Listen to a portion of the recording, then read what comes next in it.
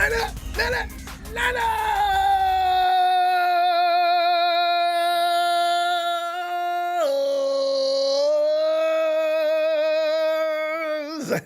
night, time talks 49ers football. Hey, shout out to Tony. Tony, thanks for the breakdown, and cornerbacks are exactly what we're talking about. All right, I'm gonna say something significant that's gonna pertain to what you did too. I love that breakdown.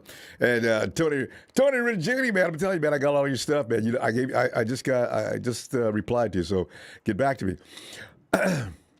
Now, the question is, will Lynch stick to his usual script in this year's draft?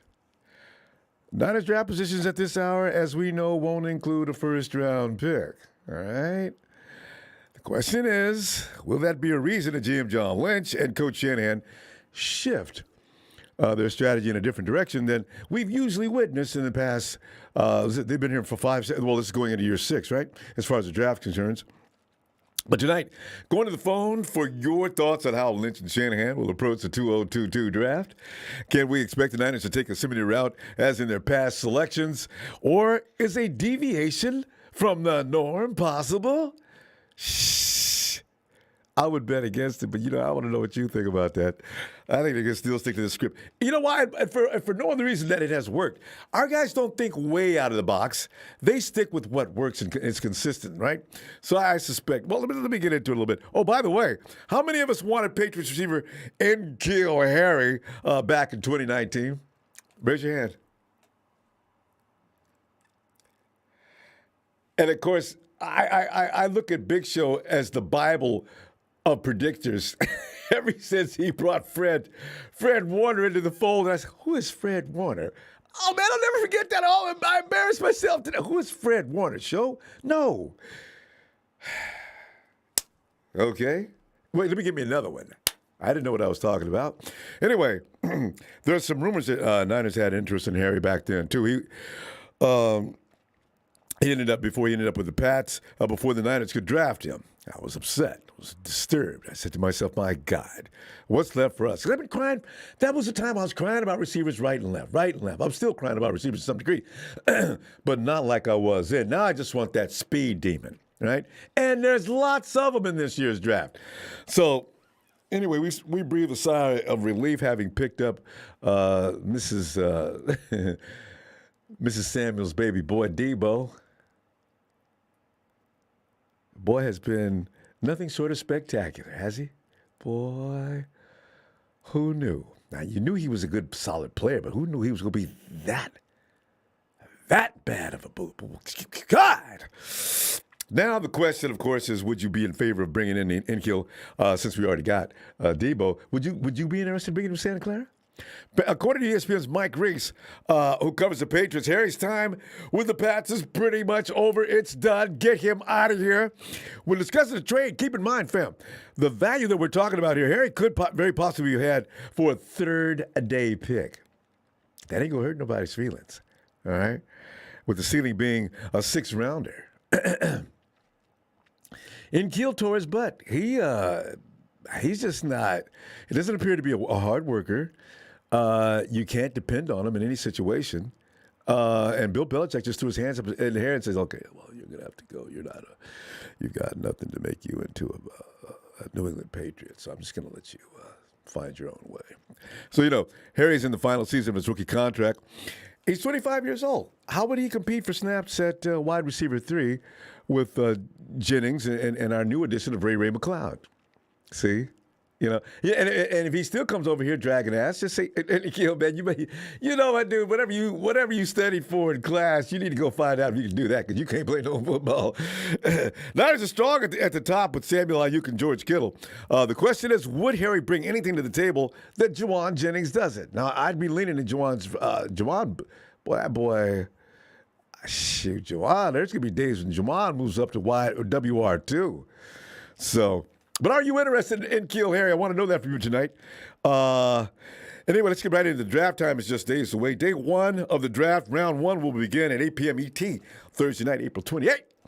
Day 2, rounds 2 and 3 will start at 7 p.m. ET on Friday, April 29th. And day 3, rounds 4 to 7, will we pick up N'Keal Harry or not? we'll kick off at noon Eastern Time on Saturday, April 30th. Which position group teams will prioritize is the question tonight. Every draft is different, and with roster turnover in the NFL, the needs for individual teams changes each and every year as well.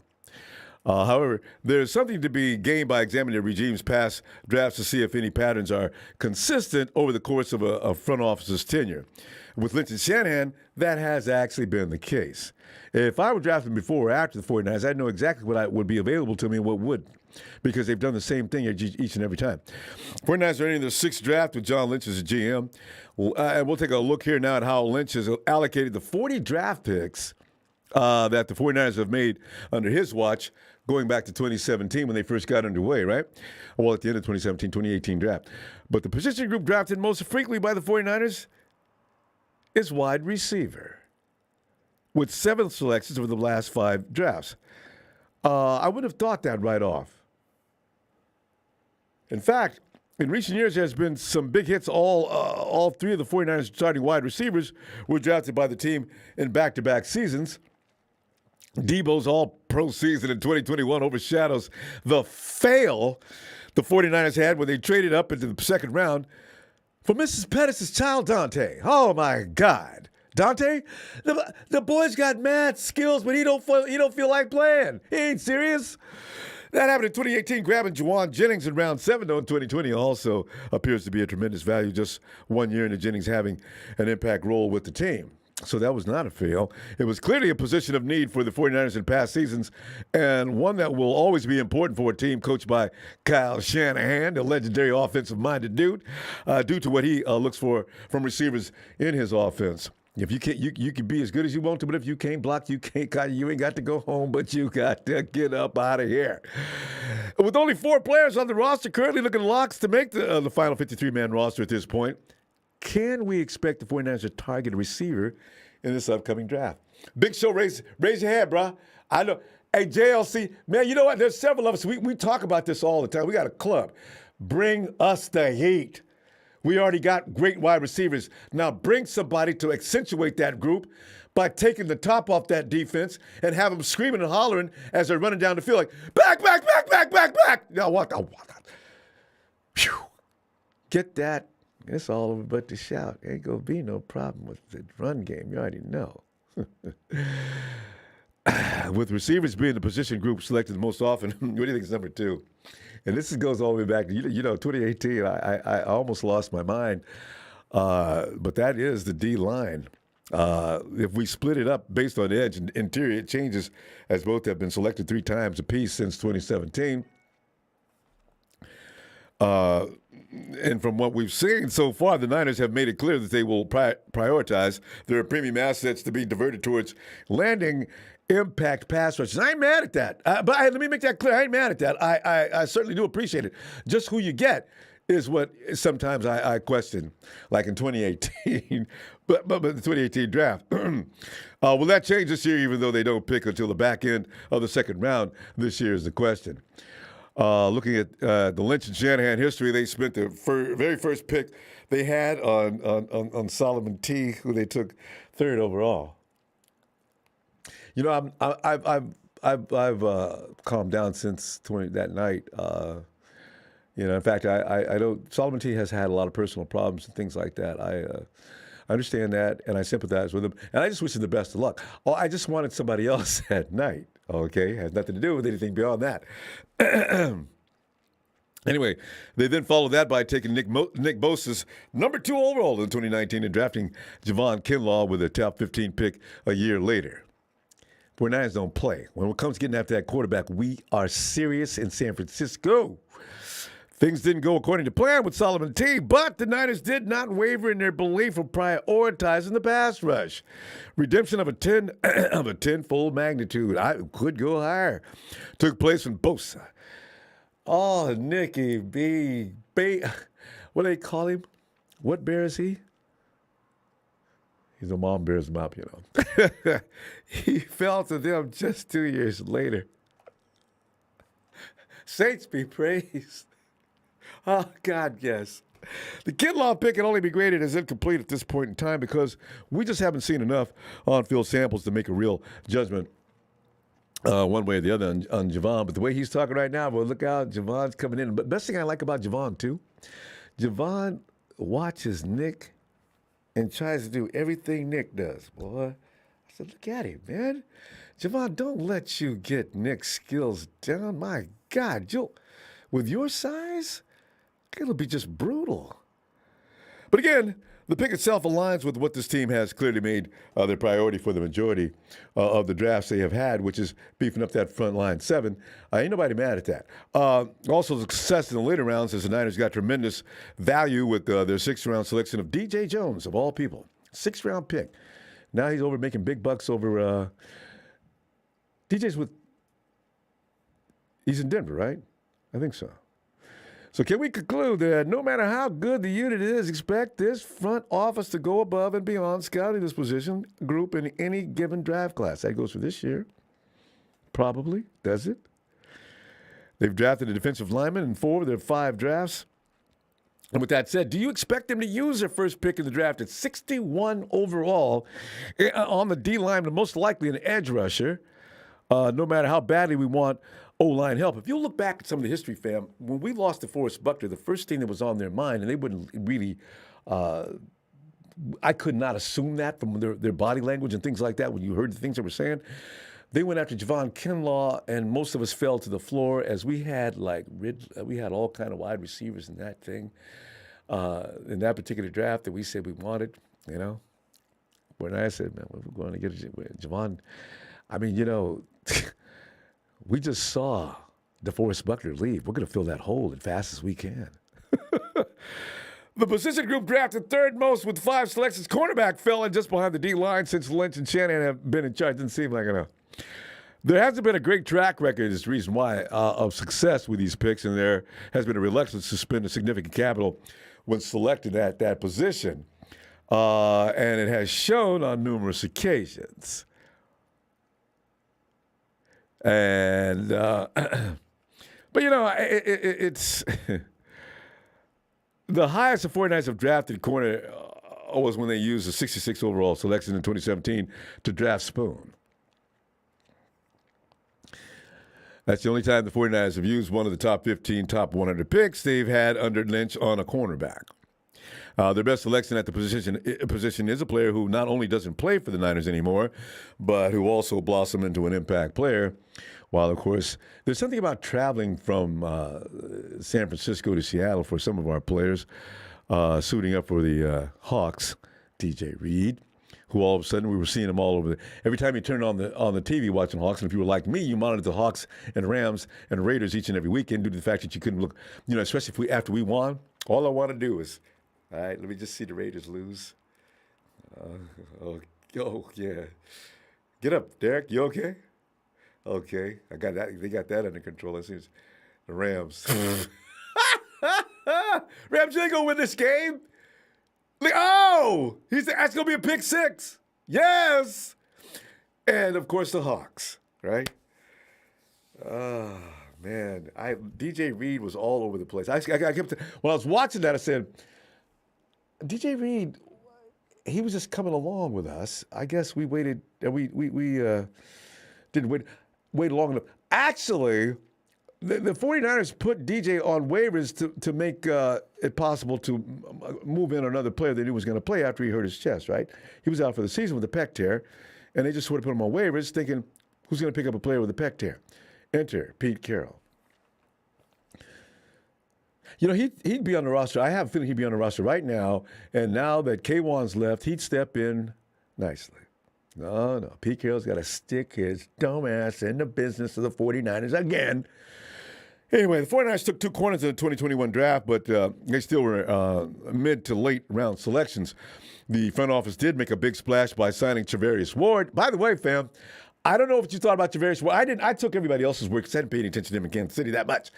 I looked at the film clips of what he's done in Kansas City. That boy's covered some great receivers, including Devontae, and did a wonderful job. He had a problem with Jamar Chase First time he saw him, Jamar Chase had a problem with him the next time they saw him.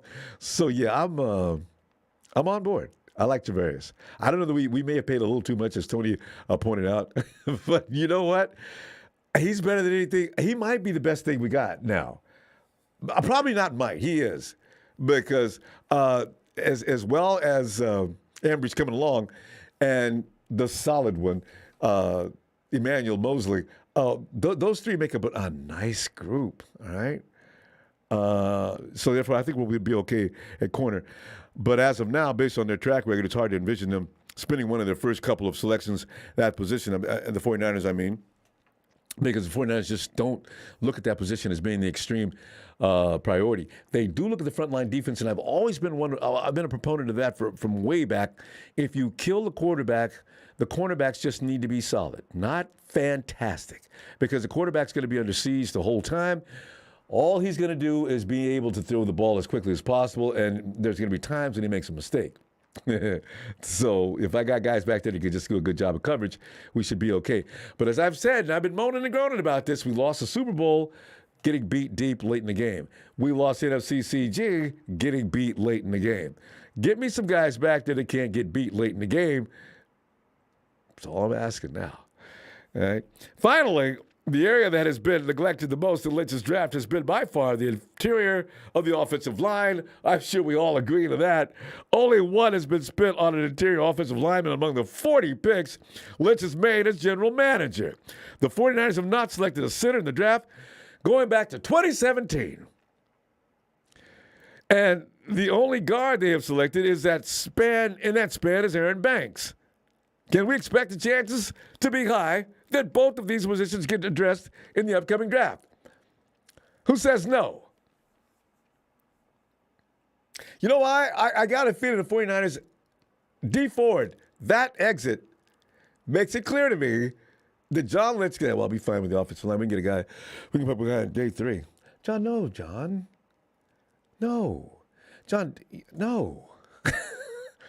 You know,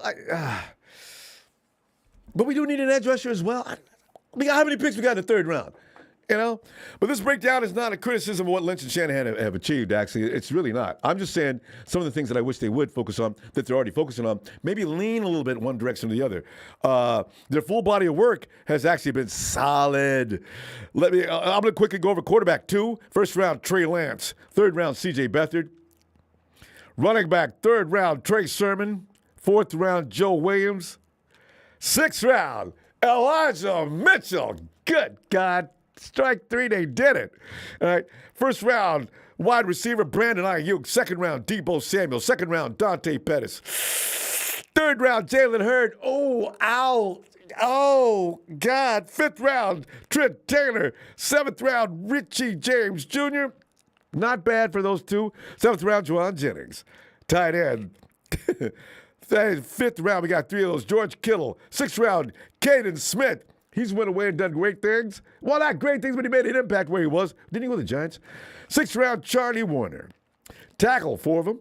1st round, Mike McGlinchey. I know. 5th round, Colton Kivitz. See what I'm talking about? Jalen Moore, 6th round. Justin School. Both of them 6 rounds. Guard, 1. 2nd round, Aaron Banks. We're still waiting on what he brings to the table. Because otherwise, it's been lukewarm at that position. Defensive line, defensive end, 3 of them. 1st round, Solomon T. 1st round, Nick Bosa. 4th round, Contavious Street, who's on his way to Nolans. Defensive tackle, 3. 1st round, Javon Kinlaw. 6th round, DJ Jones. 7th round, Julian Taylor. This is where the 49ers do their best work. Linebackers, oh my God. If you're going to give the 49ers some huge credit on any one position to pick, they can pick some linebackers. Oh, they can, but they've had one goof. 1st round, Reuben Foster. 3rd round, Fred Warner. 5th round, Dre Greenlaw. 6th round, all right, Peter never got on the field. We have no idea what he was about. Not really. Cornerback, 5. 3rd round, Akella Witherspoon. 3rd round, Ambry Thomas. 5th round, Diamador Lenore. 5th round, DJ Reed. 6th round, Tim Harris. I'm looking at the safeties. Safety's next third round, Tavarius Moore. I'm hoping he's coming back. Nobody talks about Tavarius. I wonder if he's okay. Is he coming back this year? How's Achilles doing? Is he going to be fine? Oh, I like when him and Jimmy Ward get together. Fifth round, Talanoa Hufanga. I still think he's got more to offer. Let's get him further developed. Sixth round, Marcel Harris. He's on the bubble. He may not be back. They might not even give him a contract to come back to even defend. Seventh round, Adrian Colbert is out of here, but he sure did look good in the beginning, didn't he? Fourth round, Mitch Wisnowski, punter. We got one. That's what we've done. Fam, are you seeing reason to swing from the way the 49ers have been doing business in the draft each and every year? And do you want N'Keal Harry to come in for a look? Anything else you want to add tonight, fam? Let me go on over to my ears. I see Eric on the phone. Hey, Eric, come on in. What's up, Ronbo? I'm sorry, Eric. Wait, hold on. I'm going to get myself straight. Eric, man, I'm just sitting back here, man. The draft is coming up, man. Getting all excited, man. Looking at this is the only time of year that I really pay attention to college talents, and with the help of guys like Big Show and others, and Tony. Eric, are you wanting to change from what we've been doing every year as far as the draft picks go? Because if you had to bet on it right now, you'd say the sixth round, number 61, 49 is going to go get an edge rusher. Should that change this year?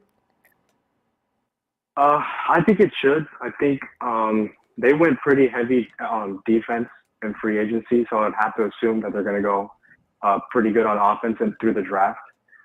You want to keep it equal, and in the off season. I would assume the Niners would either go for guard or maybe a receiver. I don't know. It honestly really just depends who's on the board at that time. I think edge rusher would be good because I do believe that it's a pressing need.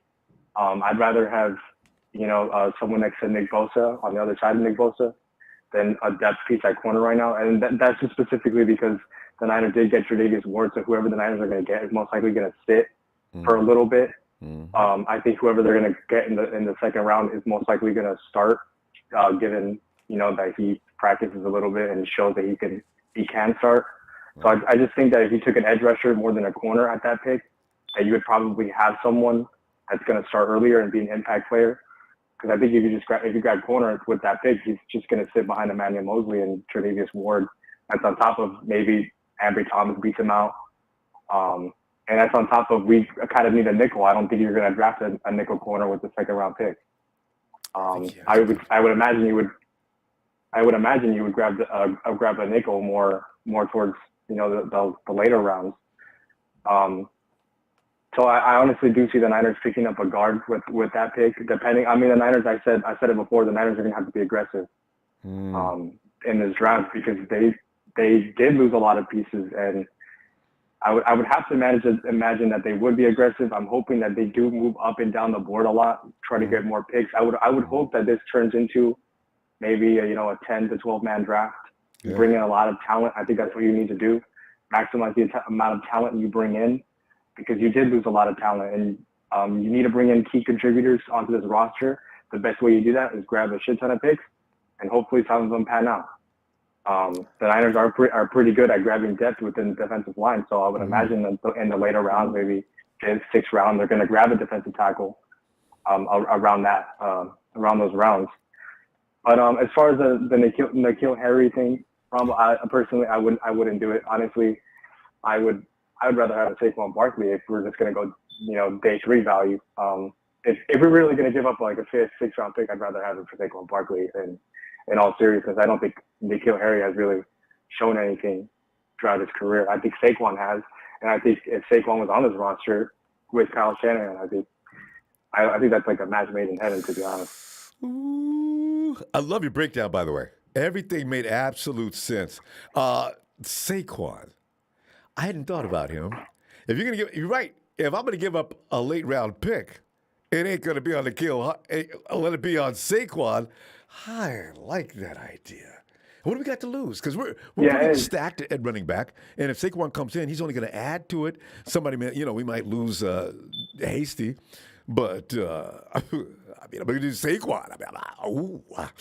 Yeah. Yeah, but obviously he does have a pretty big cap hit. But honestly, to me, I don't think that wouldn't bother me, to be honest. I think if you bring Saquon onto this roster, he's gonna be with Kyle Shanahan. Kyle Shanahan makes literally any running back look good. Yeah. Unless you're Trey Sermon, apparently. But that'll make up for if you can keep Saquon healthy. That'll make up. Boy, that'll make up for the guy we lost in the first draft that looked so good but couldn't stop fumbling. And then of course, Joe Williams. Joe Williams, I believe. Make up for that because that boy could run, but my God, he could not hold on the ball. But that would make up for that, and that would make up for Trey Sermon. Who some people still believe in Trey Sermon. Eric, I've talked to them, and I stopped talking to them about Trey Sermon because they get upset about it.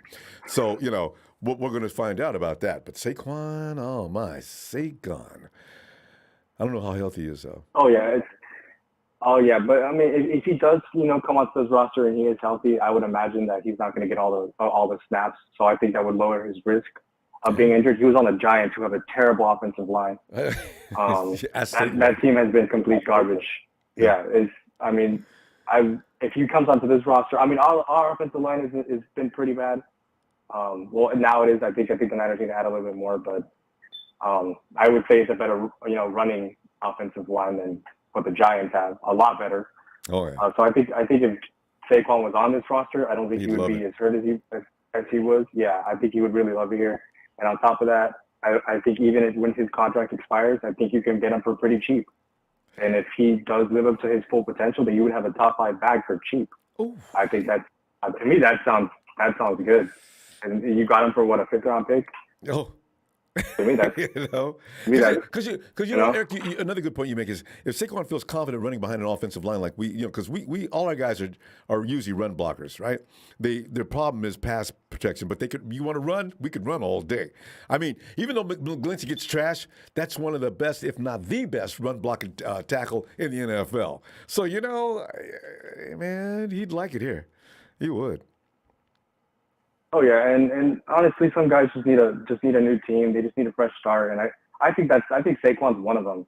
I mean, let's say if the Niners had traded for Odell Beckham, if let's say the Niners decided to trade DeForest Buckner for Odell, who's to say that Odell's career didn't change the way it did if he went to the Niners instead of Cleveland? Mm-hmm. Who's to, you know what I mean? Maybe it's that type of situation where Saquon does come here and his career is revived instead of going somewhere like a trash team, I would say, I guess.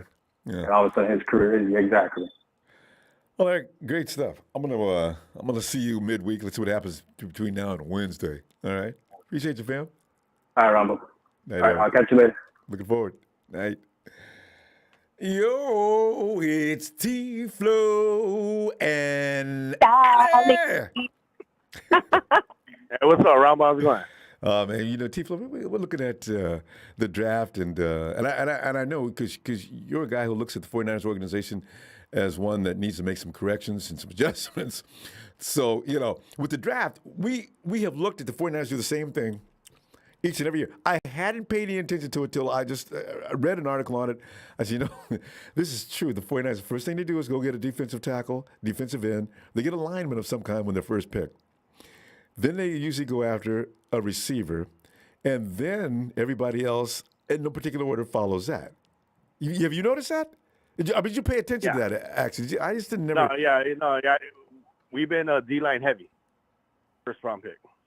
Every year. Then second pick is always wide receivers. Mm-hmm. We've needed a wide receiver badly each time because we kept missing on the wide receiver. But, that's why but look where we suffered the most. We suffered the corner position. Is it time for the 49ers to maybe mix it up? Because the cornerbacks, we just now got okay. We're okay now. Not great, but okay. And then the offensive line, well, you know the story on that. So, but what are you thinking? Are they going to change things? Do you want to change things? And how do you feel about N'Keal Harry?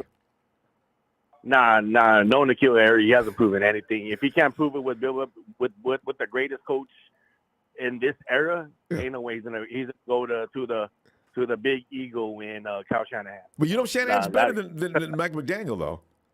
But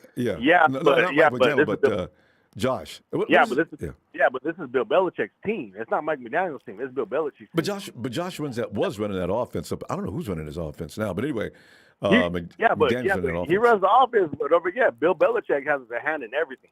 True. So you know, if you can't work it with Bill Belichick, ain't no way he's gonna work it with Kyle Shanahan. Ain't no way. Right. And as for the and like, if we didn't get a cornerback in this draft, I would want to get a quarterback in our second round first pick. Okay. But now, since we got Javarius Ward, we really don't need him. We could probably get like a corner, maybe like in the third, fourth, well, probably like in the fifth round. Yeah, the need is not as extreme. True, I agree. Yeah. So right now, the need right now is either the best available tackle, because Mike McGlinchey, like, that's a career-ending injury that he had. Like, he literally tore his quad off the bone. Oh, so we don't even know if he can even still play. How did that hurt? Oh, right? My God. Right. So you got to understand that should be career, almost career. And if it's not career, he's not going to be 100%. And if he's not 100%, which he was, he's gonna hurt the team even more, because everybody was hating on McGlinchey, how basically he couldn't even block anybody. And so on the run block, he was good. In fact, PFF had ranked as the best. But protection is another story. He got better last year at that even. Yeah. So actually, we got better when McGlinchey was out. That's when our offensive line got better. But basically, I would go by T-Flo. That right side was Tom Compton is the same as Mike. He could run block, but he cannot protect.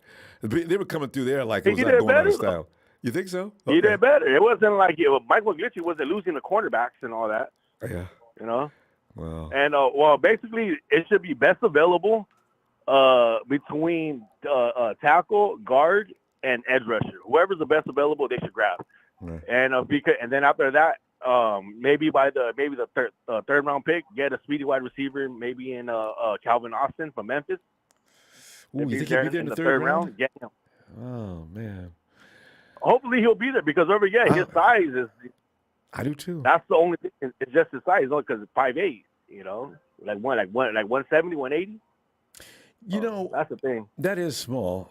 He may be around, but if he can run that 4.3.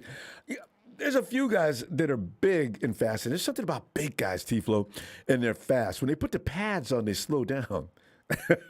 Yeah, but then again, that's might not what Kyle Shanahan wants, because if it is, we could have got DK Metcalf, but we didn't. So that theory's out the window. You know what though? I think Debo, Kyle and Debo got together. Remember that year when he did the Reese's Bowl? Yeah. I think him and Debo developed a relationship at that point, and Kyle just realized this has got to be my guy. Because can you imagine how hard it is to make that decision every year? You're looking at 2 or 3 guys. You got to come down to a decision. It's going to come down to that 1 or 2 intangibles between the two, because DK and Debo in the beginning, DK looked probably the superior, but Debo came in, and Debo's the man now. So that's tough to pick. It is. Hey, you know what, Rambo? I want to talk about off topic because I missed yesterday. You guys were talking about should Frank Gore go in the Hall of Fame? Oh, yeah. I think he should, because Frank Gore's numbers are Hall of Fame numbers. It doesn't matter just because he wasn't leading the league, taking MVPs, but his numbers show. His numbers are there, for rushing, longevity, and not only that, like he's been in eras where basically they were hitting. Where it was still violent, and so it was easy, and he still had longevity. And basically, like you were saying earlier, yesterday, you were saying if they would have handed the ball 3 times, he would have scored, and that would have been a shoo-in. Super Bowl, yeah. And check this out, Rambo. That's what would have been. Check this out, Rambo. Nice. I'm gonna give you 2 stats. One of them is a Hall of Famer. One of them isn't. Let's see if you can find out. Okay. All right. First player. Right.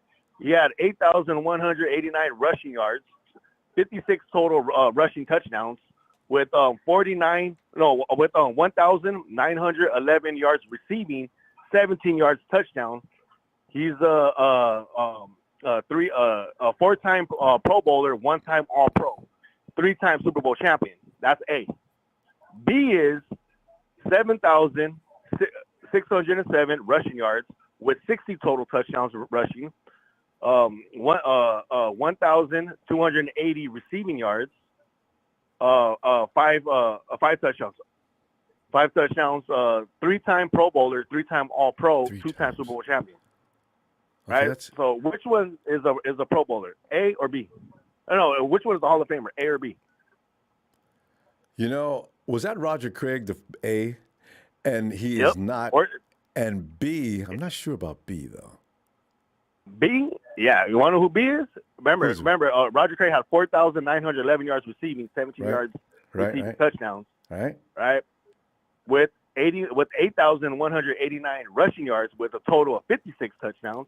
And player B is 1,280 yards receiving with 5 touchdowns, 7,607 rushing yards with a total of 60 rushing yards.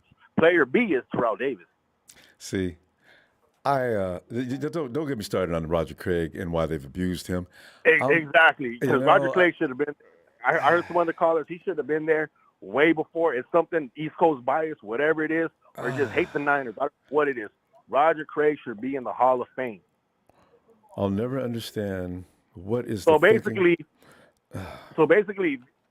with these numbers right here, it does question. You know, it could be like a popularity vote. What they want, maybe they want more. Hey, you didn't lead the league in rushing yards, or you know what, you weren't the league MVP, or you want the Super Bowl MVP. T-Flo, but your numbers are good though. Your numbers are good. His numbers. There's no excuse for not letting Roger Craig in. T-Flo, I still think Eddie D and a little bit of gangsterism pissed off the league. Yeah. And but Eddie D made it to the Hall of Fame. What are you talking about? I know, but the thing is, why Eddie D is in the Hall of Fame? So why? Yeah, he made it to the Hall of Fame. So if that's the case, why isn't Roger Craig in it with his numbers there? He's one out of 3 people in the NFL history to rush over 1,000 and receive over 1,000 in a single game. Here's the thing, though. I still wonder if the same group of writers, and you know that shifts. It's got to shift by now. Not the same group of writers, but why would they carry on that miserable tradition of not voting for? Okay, you know what? People, listen, this is a subject for another day. We're over time already. So let me. It's just because I missed it. I was late I got no problem with that. I love it. I'll tell you what. Let's go ahead and be back Wednesday and maybe Roger Craig will be in the news because you know what we need to do? Keep making noise about it. You know what? Every other day I think I'm going to start making it my business just to post up Roger Craig and ask the question. Just put Roger Craig down, put some stats down, and put the big in all caps. Why? Yeah, like why? Please, and they have other running backs in there with less production of him. And basically, you can't use that excuse just because you got Joe Montana. Well, look at Terrell Davis. He had what's his name? The quarterback. Elway. John Elway. Yeah. So what's the difference? That's fine. Well, let's just make it a Niner Empire wide continuous protest. I mean, I'm serious. I'm going to do at least once a week. Roger Craig is still not in the Hall of Fame. Why? Just exactly. So basically, this is what scares me of Frank Gore, because Frank Gore should be a first ballot Hall of Famer. You can't have the number 3 of all time rushing yards not being the Hall of Fame. T-Flo, brace yourself. Brace yourself. It's coming. He's not going in the first round. I guarantee it. We got to go, T-Flo. You and Allie have a great night. I'm going to see you guys Wednesday. Let's get a little Niner shout out for the faithful, baby. Oh, yeah. Niners!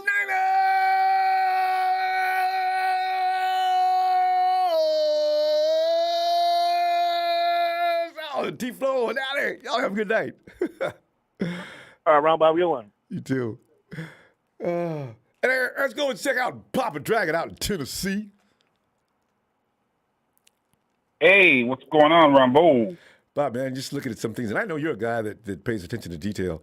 I didn't really pay that much attention to that until I just noticed that article today. I said, you know, this is true. The 49ers, if I'm drafting before or after them, I know just what I can get. Or definitely after them, I know what I'm going to get. You know? Because they do run a routine now. Yeah, Pop, is there something wrong with getting the same position every year to start your draft? Or is that something that you don't think really has any impact on anything? That's very interesting. I think that is somewhat of a small problem. I do believe that, or it could be a problem if the players that you're picking at the top don't pan out. Oh, yeah. So,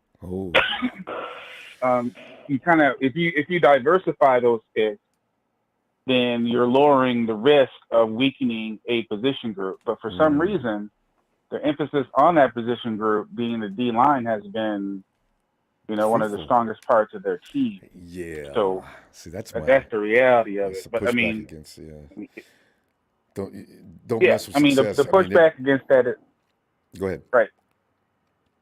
Yeah, that is the pushback. Defensive linemen are faster, more athletic than offensive linemen. There's more talent in that pool of players in that position than it is offensive linemen, and very hard and expensive to keep a good offensive line together. When you miss an offensive lineman, that's a huge miss.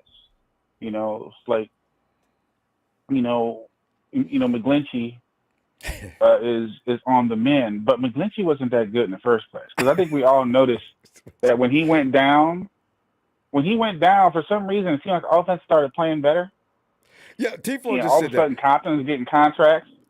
Well, Bob, can I just point this out, though? I got a feeling like they were like wounded animals. They got to cover.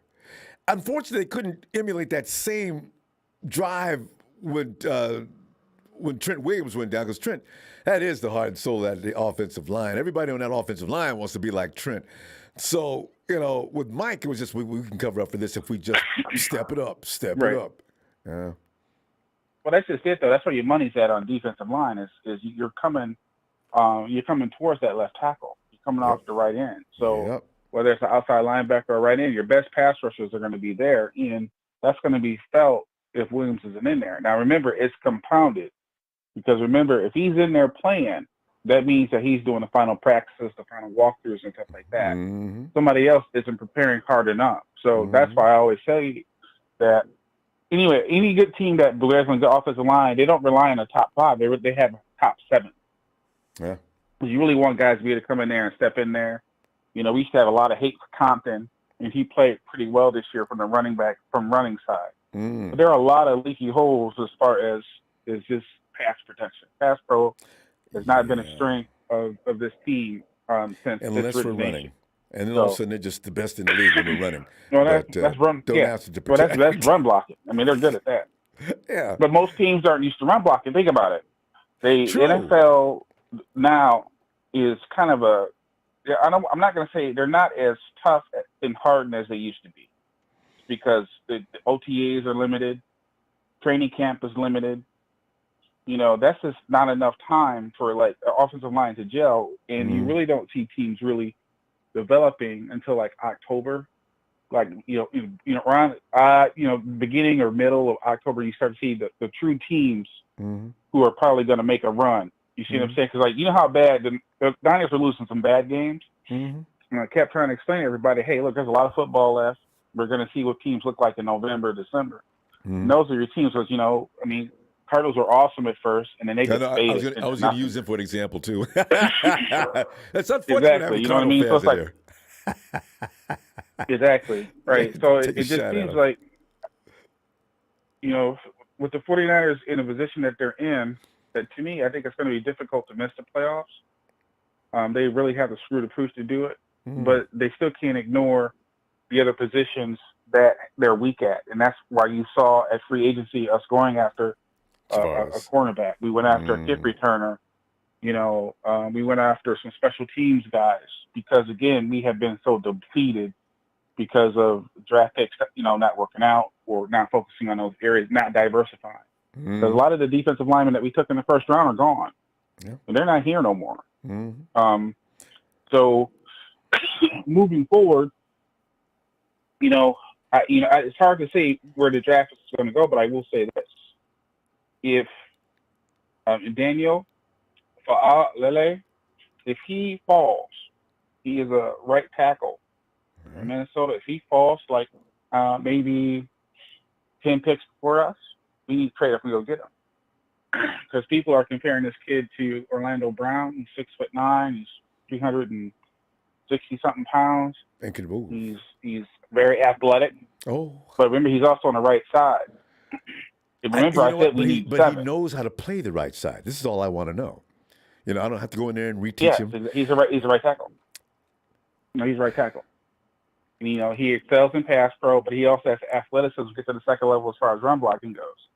Pop, So let me ask you a question real quick. 'Cause if I see before him we run calling out, trade now, before we run out of time, do Yeah. you think that it goes against the gospel to draft an offensive lineman that high in the draft? You see, there seems to be something out there that it's taboo. It's considered in bad taste to go for an offensive lineman no, early in the draft. I still don't believe in that either. Why? Where'd that come from?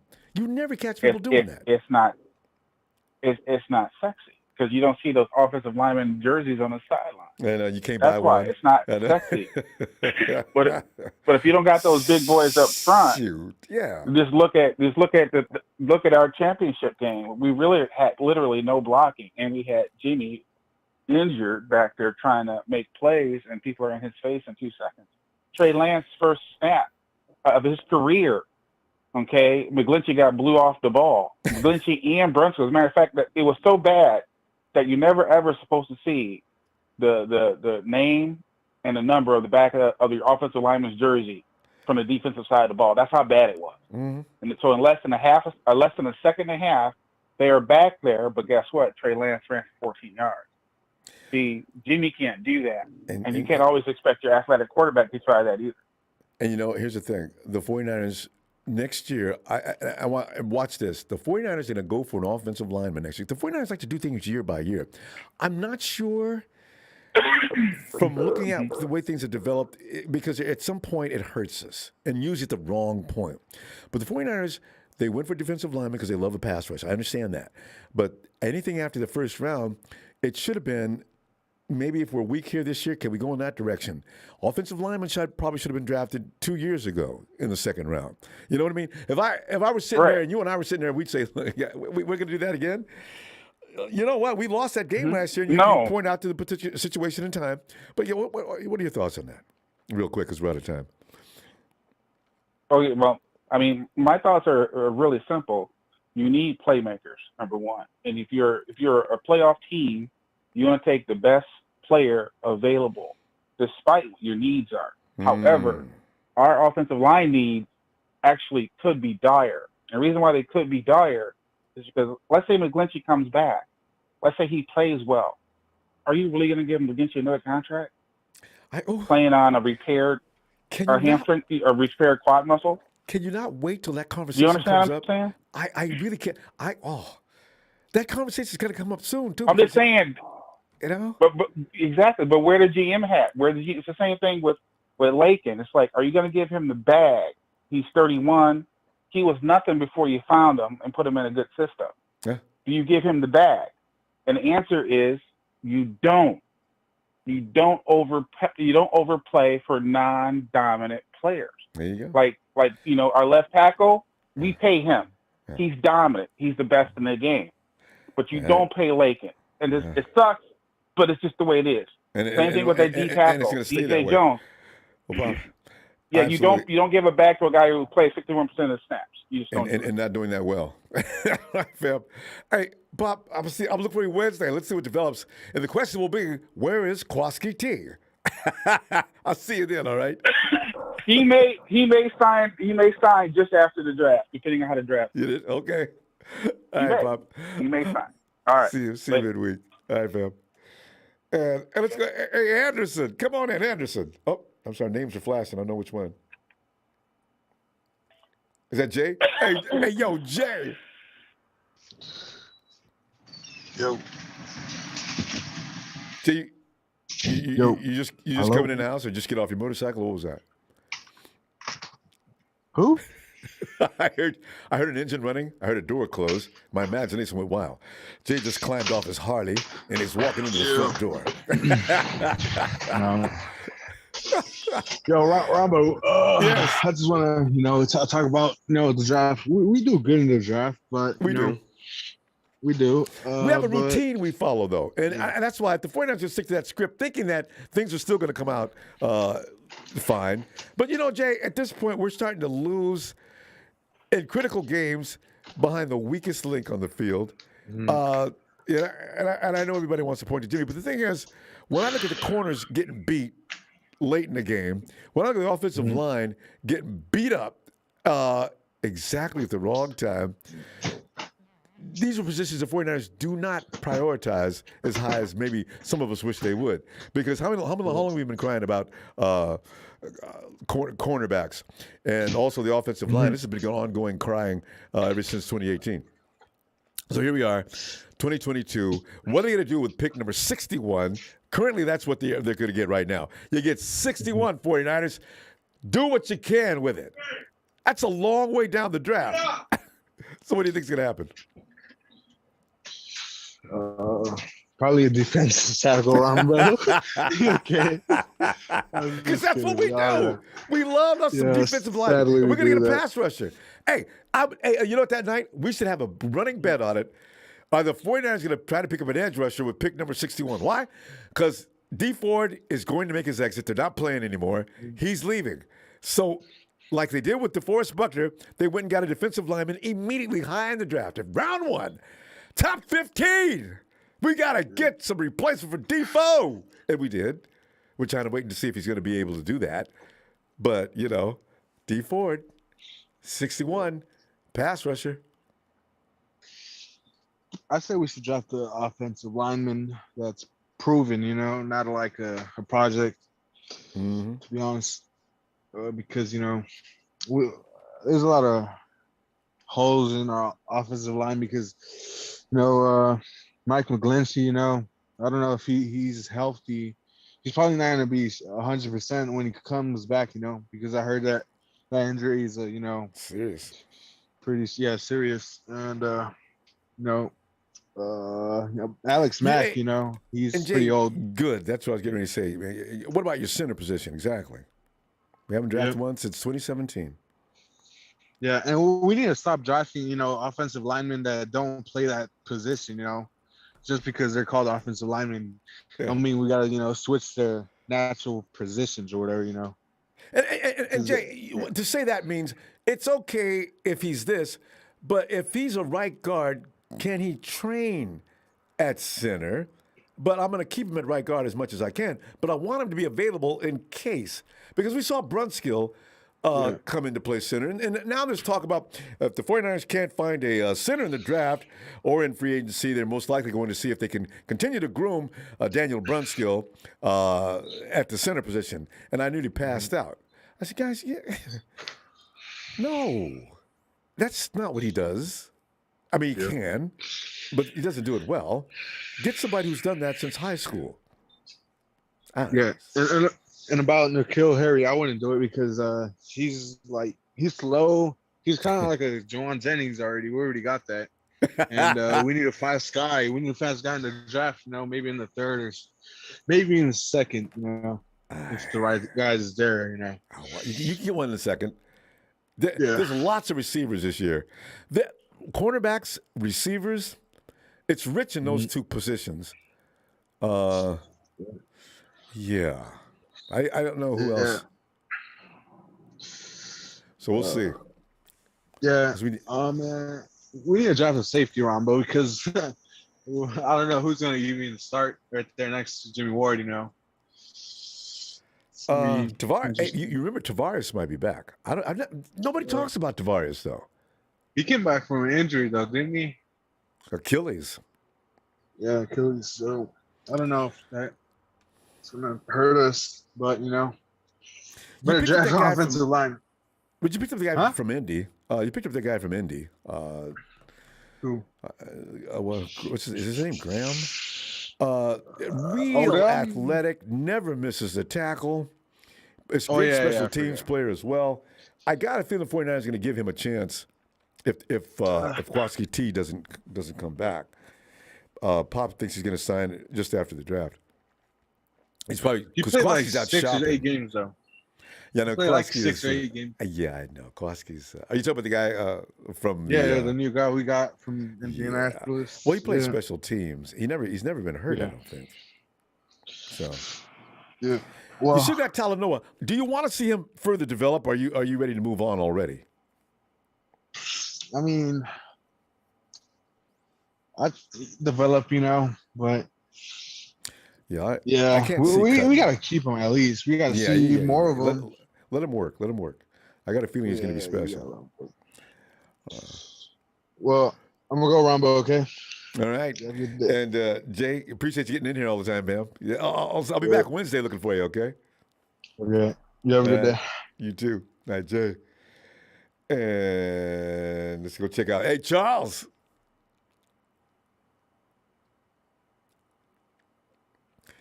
Charles.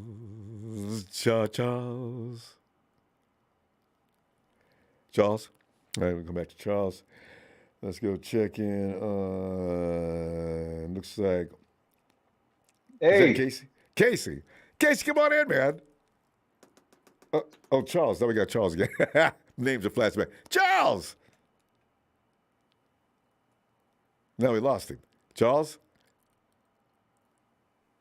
Ronbo. Yes, Charles. What's going on, Rambo? Yeah, Charles. I'm here with you. All right. Because, Charles, we're looking at the draft patterns that we can pretty much rely upon each and every year. I didn't think about it because each and every year I got my own first-round picks. You know, every year I picked out something. Even when they got, from 2018 on, I've had my picks all lined up, and 49ers went and got something else. And usually in the first round, every year we got ourselves a defensive lineman. Except for one, we got Mike Lynch. Yeah, I know. So, it's if they change up this year, Charles, do you anticipate, since we don't have a first-round pick, the 49ers are going to second round, what are they going to pick up in that second round? Can you expect a D lineman? Is the routine going to be broken this year? Are they going to shock everybody by going some different direction this year? Or since D Ford has already been pretty much guaranteed to not be on the team, are they going to try to pick up something to be a D Ford? Man, I don't have a clue. It's hard, ain't it? I think it's gonna be an offensive lineman because they didn't sign Thomason and McGlinchey. Oh, that's right. He's out. Hey. So McGlinchey is out. Thomason, we lost him, and so we don't have a starter. That's so I'm true. expecting a second round draft pick. You're right. To be an offensive That's 2 lineman. versus 1. Yeah. Thomason, McGlinchey's hurt in 5th year, and in the second round pick, and normally in the first round, if we had a first round pick, we'd probably go defensive lineman again. But in this case, you really should sensibly go for an offensive lineman. We got committee on the right side of that defensive line anyway. Yeah. Well, we're gonna be plugging Banks in where Tomlinson was at, right? And so we gonna need somebody on the right side. So we gonna see who's gonna go on the right side. They're gonna probably pick up a guard in the second or third round, and that's what I'm expecting. Charles, you pay much attention to college ball players. Do you see anything that you'd like to have coming available probably in the second round? No, I see some wideouts, some wide receivers. I know you. I tell you, I do this every year, and I don't get my wish. I've been wanting to wide out for 4 years. We got Debo, and we had some others, but I want that speedster. I don't want to waste a second round draft pick on somebody like Thomas. When they drafted Thomas with the 3rd pick in 2017, I was strong. Devastation, wasn't it? I was. Oh my God. Oh, I had to take aspirin before I went to bed that night. My head was hurting. And I was so bad because I knew he was gonna be a bust. I saw his tight hips. He couldn't bend the corners. I was like, he can't rush the passer. The 6 sacks that he got that year at Stanford, it was against lower tier competition. So I knew Mitchell Trubisky. And Charles, do you remember how? I don't want to get. But Charles, do you remember how he zoomed up the chart like a bullet?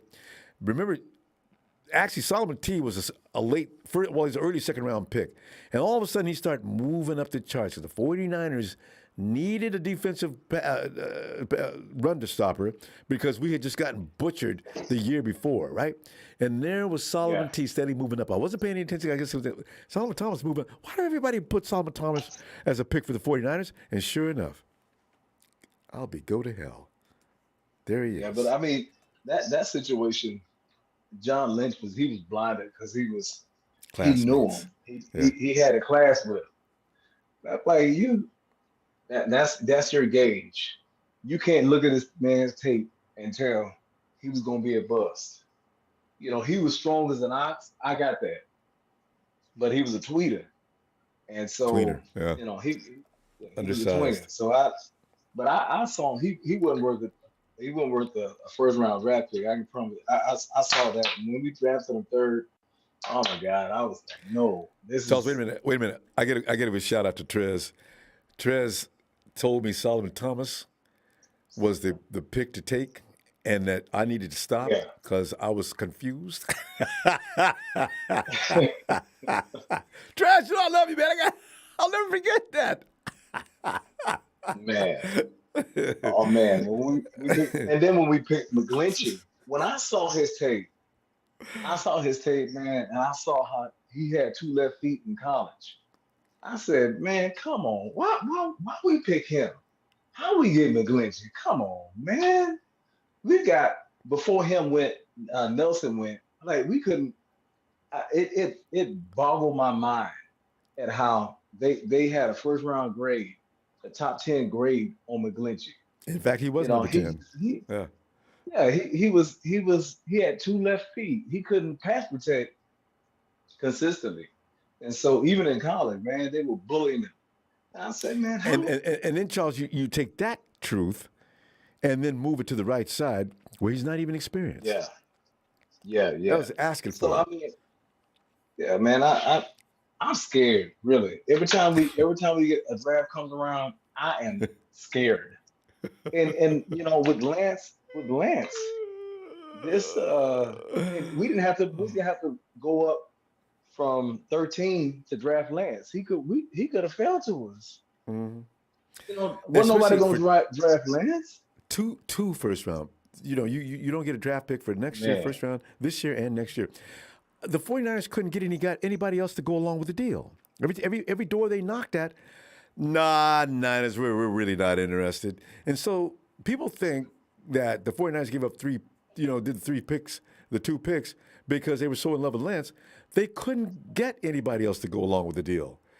Mainly, I mean, giving up 1 first round pick was okay for this year, maybe, but they didn't intend to give up 2. Yeah. They just had no choice. So I'm scared. I don't know who they're gonna pick. They definitely. I mean, everybody can see. I'm glad we got Deebo Samuel, but everybody can see right? DK Metcalf, and everybody wanted DK Metcalf. And when we didn't pick I was in DK that camp. Metcalf, and when we didn't get Ruggs, or we didn't get Was you a Ruggs man too, Charles? We was on the same page for everything. I love DK Metcalf, man. and I wanted Ruggs. Rumbo. When we did not pick Ruggs, when Ruggs got picked before they picked Kinlaw, oh my God, you should have seen me. I was devastated. I couldn't breathe for a second because I couldn't believe it. Man, I'm telling you, I was like, Raiders, man. Raiders Man. get Ruggs. Oh Man. My feelings were so hurt. Oh man, I was devastated. He was right there. He was right there. The pick before you got taken. I was beside myself. But I'm like I said, I'm scared. When we picked up Kinlaw, I thought he was going to be a beast. But then I really wasn't. I didn't know a whole lot about him.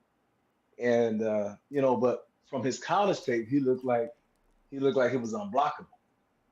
Because he's the biggest kid on the field. Yeah. Yeah.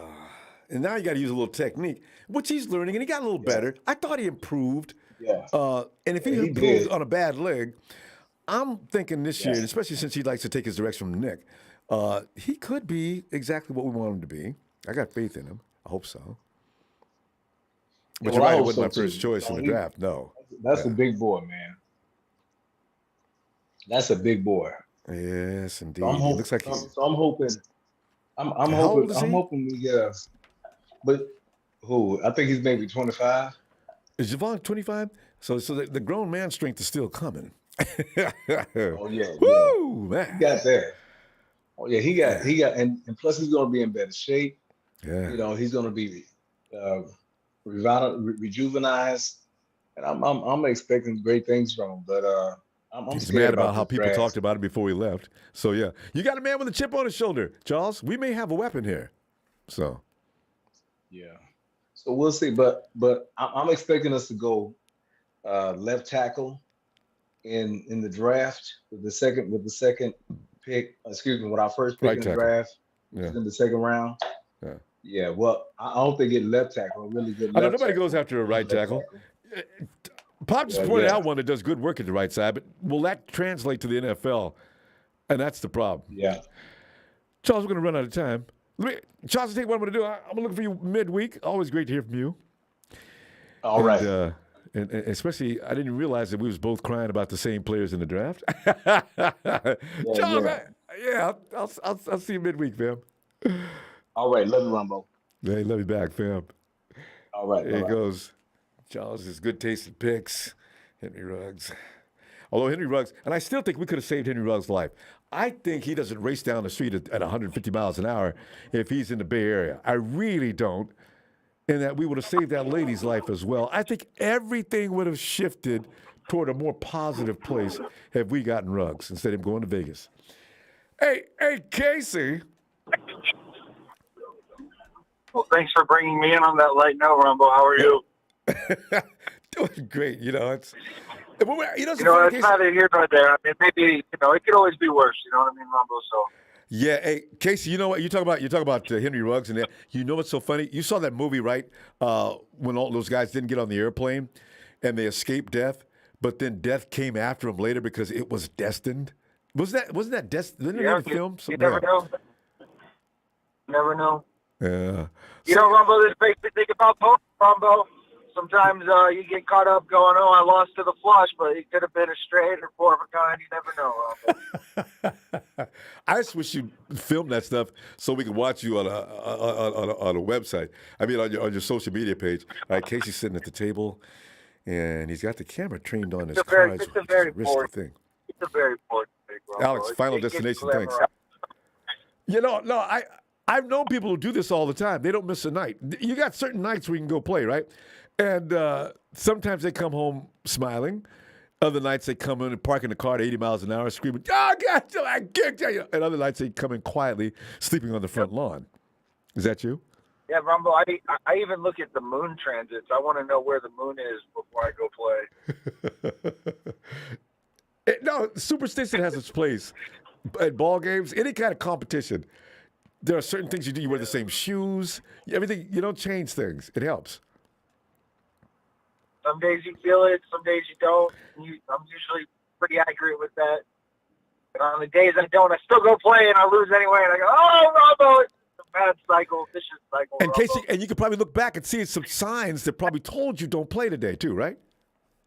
Yep. And then on the flip side, you might see a double rainbow. You might drive under a train.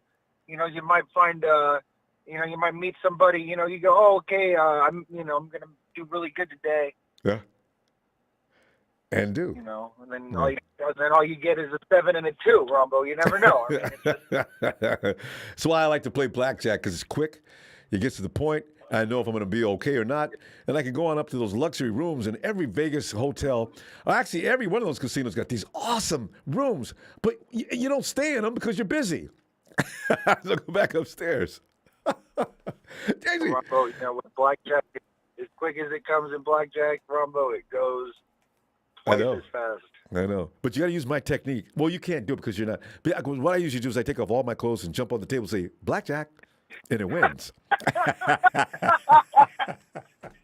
Wins every time.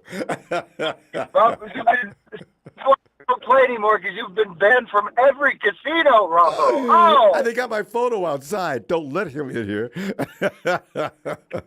Hey, Casey, the draft, right? Okay, we do the same thing every year. Every year, the 49ers do the same thing. We're not in the first round this year. So that's why I was laughing. I was thinking, okay, does the 49ers, does their strategy shift this year because we're not in the first round? We're starting in the second round. They're at pick number 61, right? Yeah. So we've got to wait for 60 more people to get picked for the 40 to get picked. Now, Rambo, when I played at recess back in the day, and I used to get to pick teams, that first pick was always the most important pick. You go with the best player. My man Kyle's out here. Me and Kyle are going to kill it today. Yep. Things like that. But 60 people is a lot of people, Ronbo. So they're gonna have to find more, George Kittles and whatnot. That's why it's a mystery this year. What are they gonna do with that first round? And in our second biggest group is wide receivers. I'm sorry. Go ahead. Maybe they'll trade Trey Lance for 3 picks. He said it, not very much. Because they traded 3 picks for him. So, that's just mean, Casey. So but you know what? No, breaking news: the 49ers traded Trey Lance for 3 first-round picks to the Jacksonville Jaguars. Oh, and to that team. That means they gave up on Trevor. Casey, that's not Charnel. The media would go absolutely nuts. I mean, it would be some kind of day. Oh my God. But Case, I tell you, man, that second round pick is anybody's guess now. And since the trend is we pick more defensive linemen than anything else, and number 2 on that list is wide receivers, and number 3 is cornerbacks. And we've only done well. We've done 2 out of 3 of those groups. We struggle with cornerbacks. My guess is they're going to go somewhere like safety or defensive back with the pick 61. Probably rely on Aaron Banks and the offensive line that they've got. Tom Compton. Have they kept Tom Compton? Yeah, Tom Compton's gone though. He's on his way to. Okay. He left. I think he's in Miami. He's in Denver. Of course, he's going to Miami, Rambo. Everyone's going to Miami. Okay, no, Case. He's going to be trying to protect Russell Wilson. Wilson's going to look over at Tom Compton and say, "Look, I know him. Ain't that Tom Compton? Yeah. No, he ain't. Is it really?" Russ is probably tired of getting his brains beat out behind the offensive line, right? And here comes Tom Compton. I don't know if he's going to start, but he's over there. Oh, I tell you, that's good stuff. So, so Case. I think he's able to run blocking, Bert. Yeah, he's a good run blocker, though. Tom Compton can run block. In fact, PFF had him ranked more than once. They had him best of the week, so. But our running backs are tough, though. Casey, I'm gonna go. I mean, they did just get various Ward, so maybe they'll get a Robbie Gould replacement. Rambo, who knows? Casey's still working Robbie.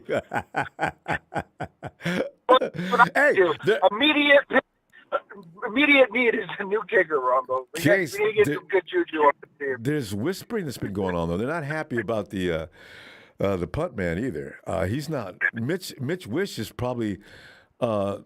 I don't know. They might bring somebody in to see what he looks like, but I thought Wisconsin was doing a good job. The 49ers don't like it. Rumble, my man, I know you're about to kick me out, but if it's still April 4th, I'm going to need a birthday shout-out. I finished my 30th trip around the sun yesterday, Rumble. Oh, man. We got time for Case, man. Case, let me give you that. Let me give you that noise, man. Happy night. Happy Niners birthday to the dude, Casey. Happy birthday to Casey. I don't think it's kind of a little word. Needs oiled down today. Happy Niners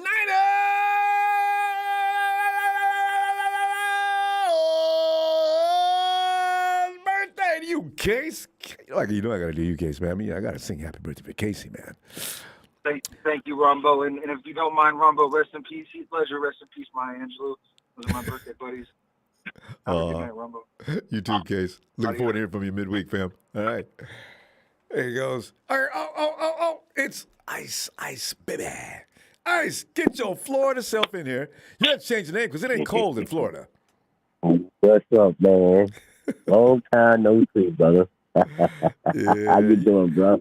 Oh, man, I'm just sitting back here looking at the 49ers. We're getting ready to go to the draft now. And, this year we're going to be in the second round. We got a lot of picks.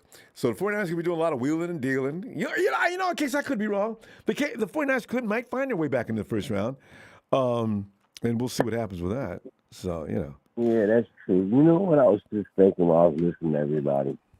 You know what? As you look at the draft, like you said, draft is heavy on receivers, safeties, cornerbacks. I mean, big time heavy on that. And we got to look at what these other teams are looking for in the need for what's going to be available.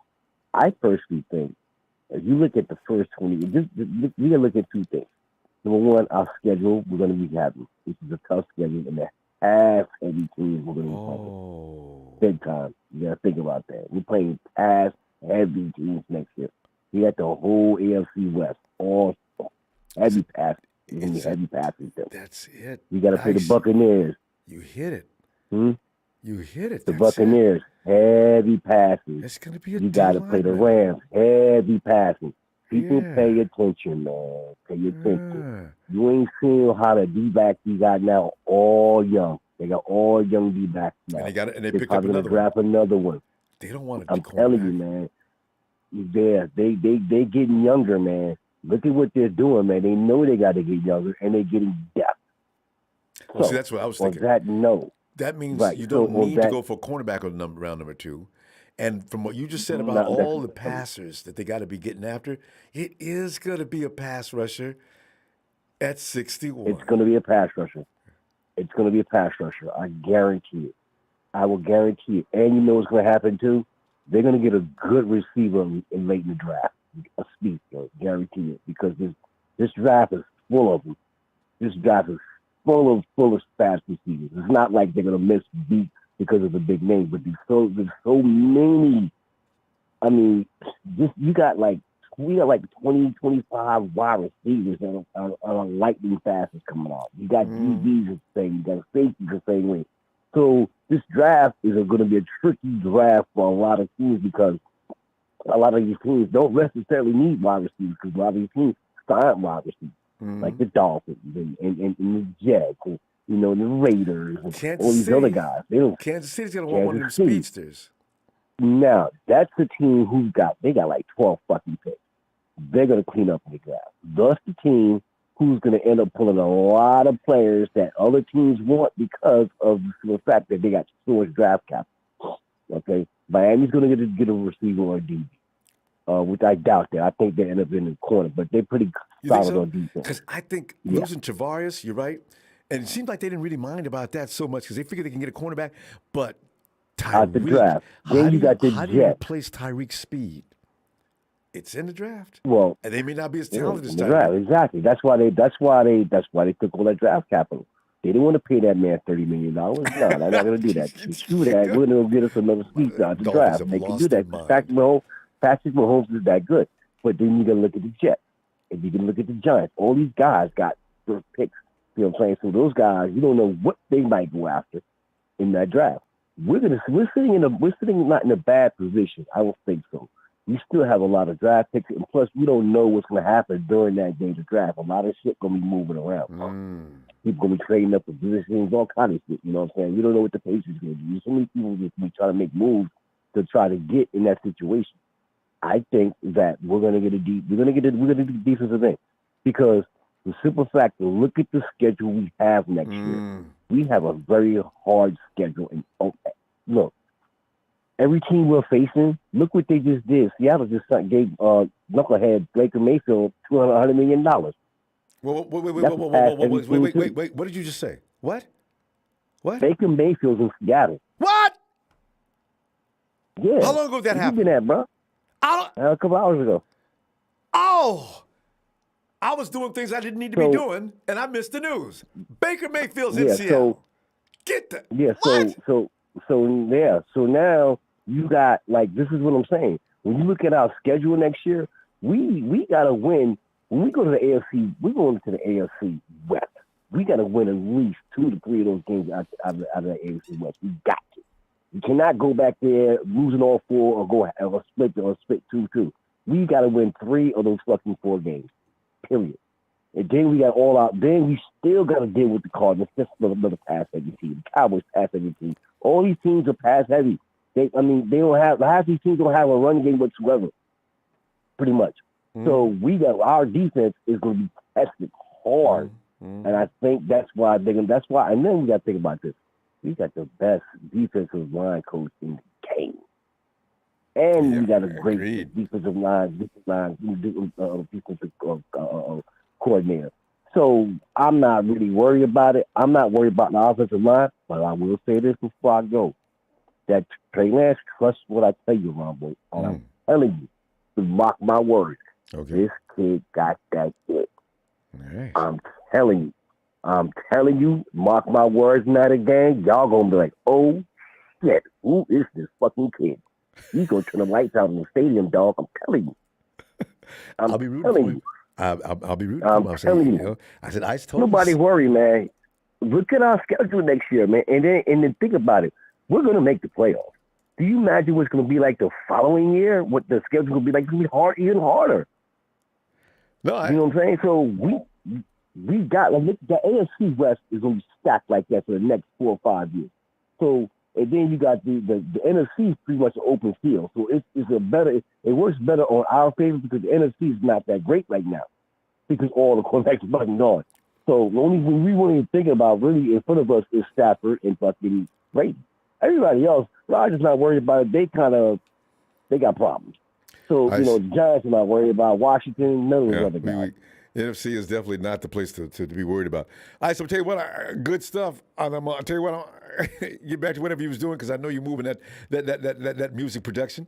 Well, yeah, man. I got to DM you this week, man. Yeah, Wednesday. I'll check your DM tomorrow or Wednesday, man. I'm going to see you something. All right, good.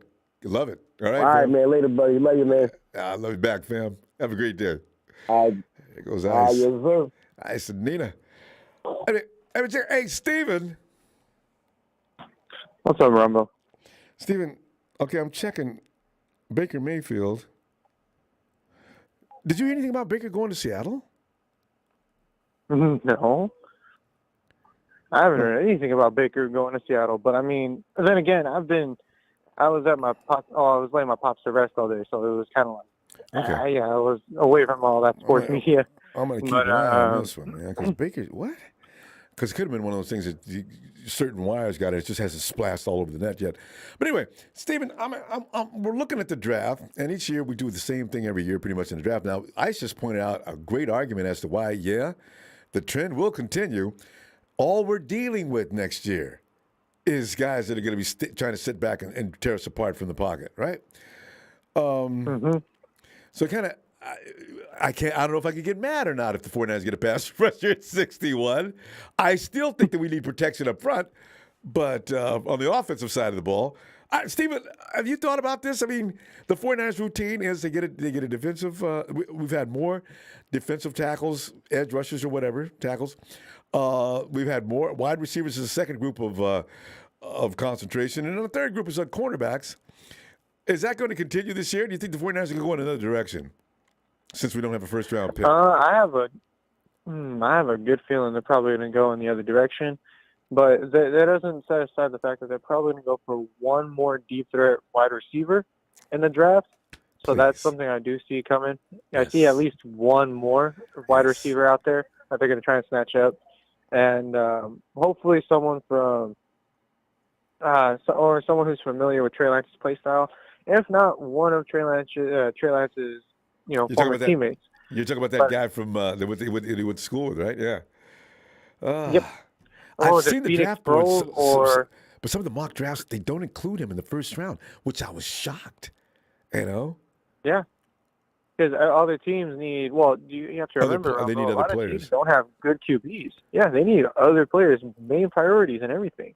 Well, look at QBs, the thing. They don't have a QB really sit. I mean, most teams don't want a QB in the first round, but because the QBs, this class is kind of flimsy, but they are looking at some of the other positions. Wide receivers, unfortunately, was probably going to be a high priority. I could be wrong, but like I say, teams don't normally go for those sexy picks in the first round. You go to the players that can make the most impact. Wide receivers do have impact, but your defensive lineman, your quarterback, like you just mentioned, number 3, that would be defensive backfield, right?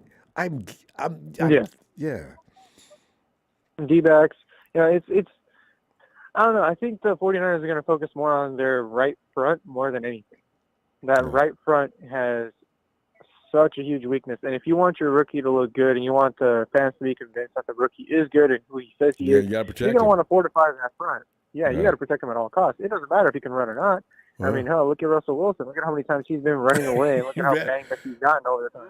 Russ set a record every year for about 3 or 4 years. Russ was in the 40s getting dropped to the dirt. So, yeah, being able to run is not going to stop you from getting sacked. Look at Lamar Jackson. Same thing. And nobody runs faster and better than him. So you're going down. It's just how hard and how many times. Yeah, because exactly like I said, how hard and how many times can the body take it before it finally gives up? And Russ, unfortunately, he's starting to get to that part where he's getting ready to give. And he probably was like, you know what? I'm out of Seattle. I've got no offensive line. I'm going to Denver instead. Russ, I'm getting too old for this shit, okay? You guys, you don't want to get an offensive line to help me out? I need to go. God. Well, unfortunately, his, even though he went to the AFC, now it's considered the NFC West because everybody from our division decided to go out to the AFC where Russ is at. So it's like he can run away all he wants, but at the end of the day, he's still facing the exact same threat he was in the NFC West. Poor guy can't win. If they sack Russ this year, I'm going to lose my mind laughing. Russ! Hey, we missed you! Help him up, guys. Man, help him up. He's an old buddy of ours. And another thing, I don't know if everyone paid attention. George Kittle, he just happened to be at WrestleMania, and a bunch of Cowboys fans were yelling at him. And he was like, hey, you guys can't boo till next season. I don't know what you guys are talking about. He came back with that so quick. Good shot, GK. I posted that up. I couldn't stand it. I got to keep that where I can see it at all times. Cowboy fans. Oh, man, he's a treasure. He's a treasure. He's, when he does stop with us, I don't know when that's going to be. George is going right to the WWE. I mean, they probably got a spot waiting on him. You can see him now grabbing the microphone and talking trash. God, he'd be good. Man. He would be. He's got the persona for it, too. It's perfect. Absolutely. Larger than life. So first round, it looks like it's going to be offensive lineman as far as you're hoping. Yeah. And hopefully we can trade back up in the second round. Lineman. Steven, how many second, third round picks do we have this year? We got a lot, but I don't know how many we have this year. Last time I checked, I think it was like 4 or 5, and somewhere around there. I can't remember. We're not getting them all this year, but I think we got a lot of them. But I wonder how many do we have in the third round? I think you might be near right though. They need to get rid of all those and get back in the second round. Yeah, I think if they trade up to some of their picks, I'm pretty sure that's what they're planning on doing because they're going to prioritize either O-line in the very beginning or they're going to prioritize getting a deep wide receiver. They probably might go for Trey Lance's former teammate. They might just sacrifice the draft pick the same way they did. Yeah, they just might do it. Especially since he's built just like a tight end, but he runs like a gazelle. And him and Trey know each other. That's the point. So, but here's the thing. I'm worried about it because you know who else used to be like that? Who? We just got rid of him last season at the beginning of the season. Jalen Hurts. Our Jalen Hurts. Yeah, but he didn't play with any of our wide receivers. I mean, he didn't play with any of our quarterbacks. See, this is the thing. Trey knows that guy. Yeah. Yeah. We'll see. I know, right? Because the 49ers, you know what they're going to do, Steven? The 49ers are going to trade down. And we're going to sit there and say, oh, Niners, how come? I always get to start whining when I see them do something I don't approve of. Steven, we got to go, though. Hey, let me see you Wednesday, okay? All right, I'll see you Wednesday, Rambo. Looking forward to it, fam. All right. Have a good night. Good night. Night. And let's go. It's Fly Guy. Fly Guy. Rumble. Come on in, Fly Guy. Fly Guy, man, I'm looking at what the 49ers like to do all the time, and I hadn't noticed until it was pointed out, and I just realized the 49ers do the same thing every year in almost the same identical order.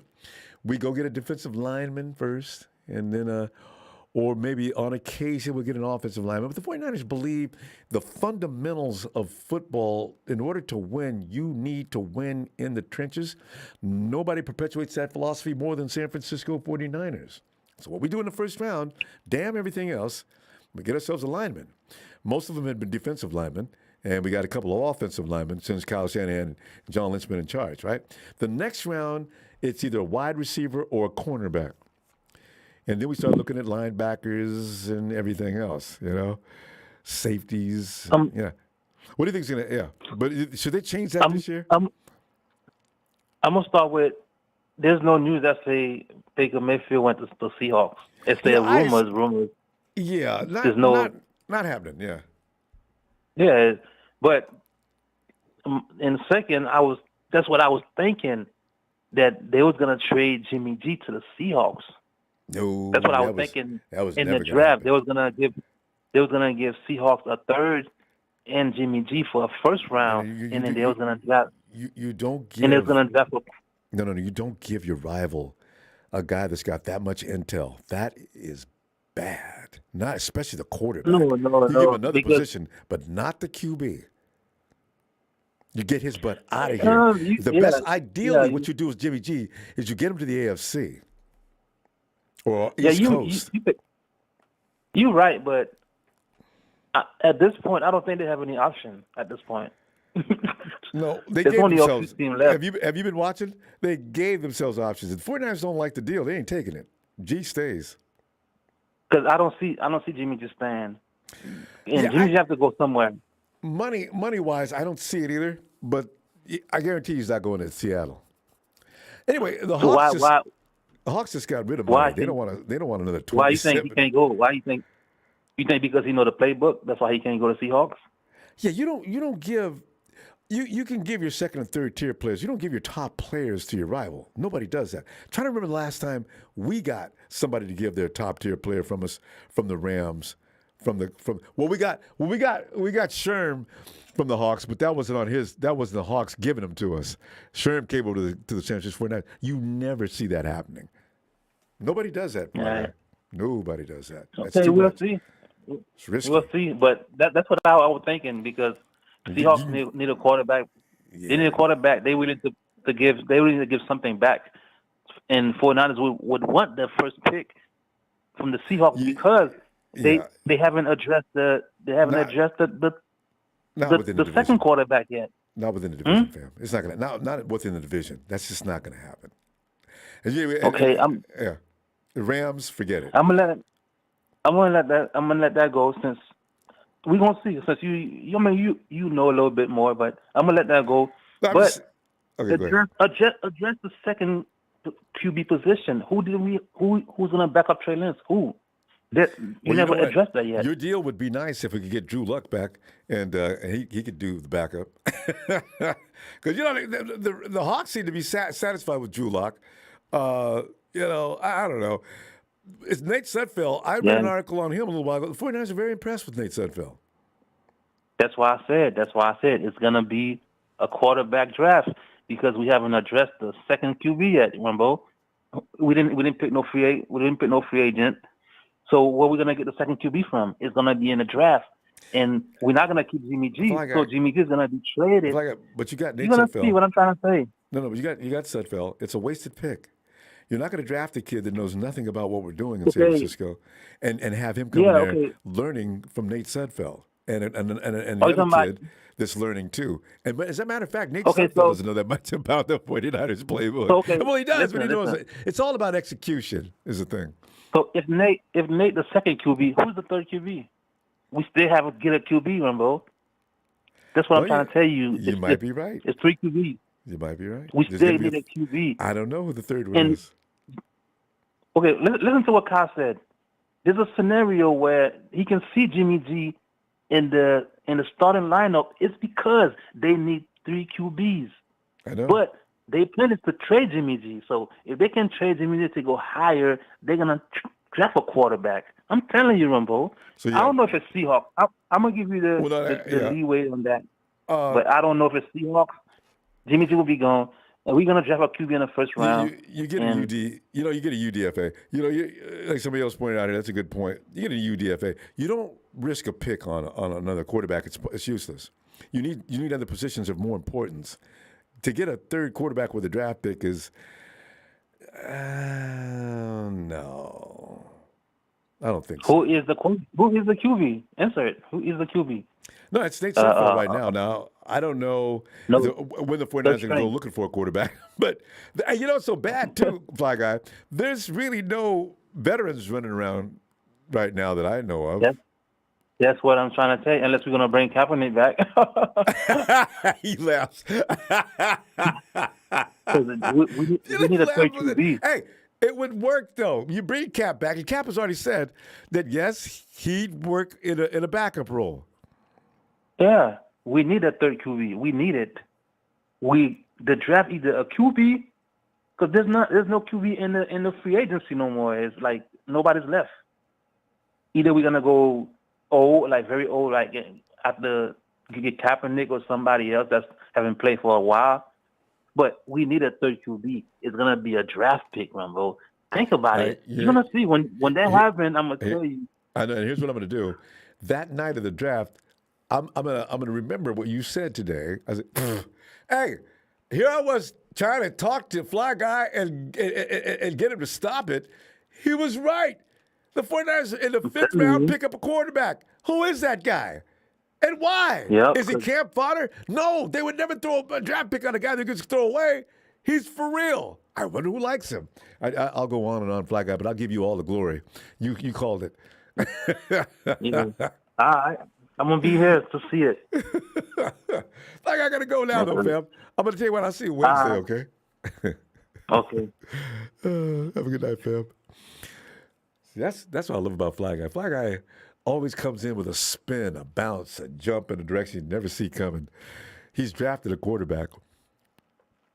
If we draft a quarterback, remember, Fly Guy's told you and me, we're getting a quarterback in the draft this year. We got plenty of picks. We can afford one, right? Hey, Mario!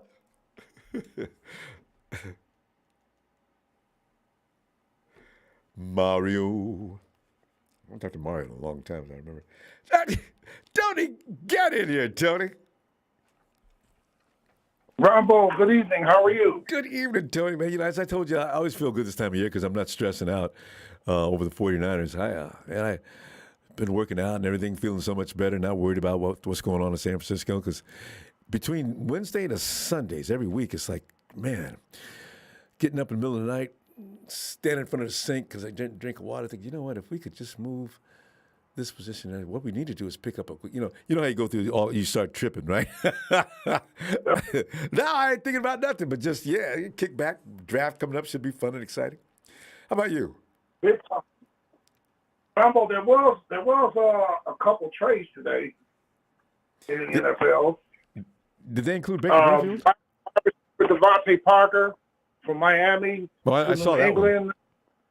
Yeah, what did you hear about the Aints and Philly? Yeah, they traded all kind of picks. Tony, make sense of that, because I was going to read the article that said to make sense of the trade between New Orleans and of course the Eagles. I said, why would I do this?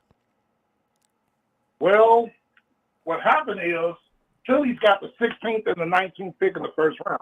Okay, they had 2 first-round picks. Yeah. But basically, they traded down, if you want to say, which they really didn't. They traded those 2 picks to New Orleans, and they gave New Orleans, what else did they give New Orleans? They gave them some picks for the future as well, right? I think they got a first round in there. No, Philly got the picks for the future. Philly got a first rounder in a couple of years, or another year. Yeah, Philly traded Philly traded 2 New Orleans, their 2 first-round picks at 16 and 19, and the 7th-round pick. New Orleans traded to Philly their first-round pick, which was 18th of this year's draft, of 2000. Their first-round pick of 18th, their 3rd-round pick of this year, their first-round pick next year, and their 2nd-round pick in 2024. So, Tony, that's what Philly got. Okay, so the Saints are targeting somebody in the draft. It sounds as if, huh? Yeah, they might be even because they got 2 of them. They might use one of those picks to trade up. Or that. I have no idea. that took whoever sat in that room that day. They stayed in there for 8 to 10 hours to come up with that.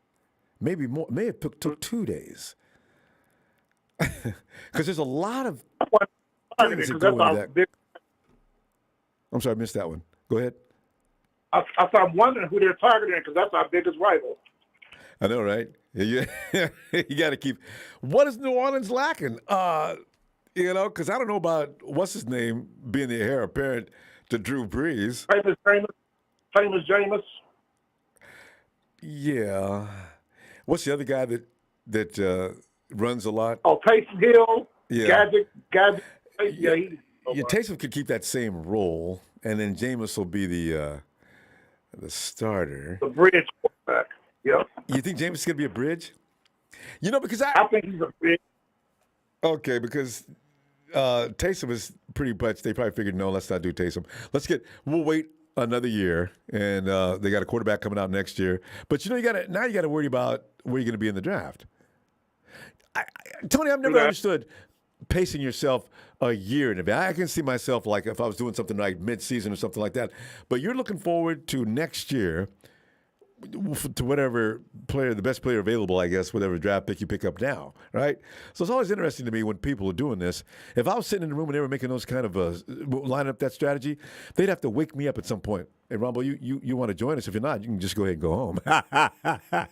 That's it. You guys, I'm telling you, man, y'all got me. I mean, I don't understand, man. Why would I think this far ahead? And if I do, why do I expect things that I'm thinking now to materialize that far ahead? I don't get it.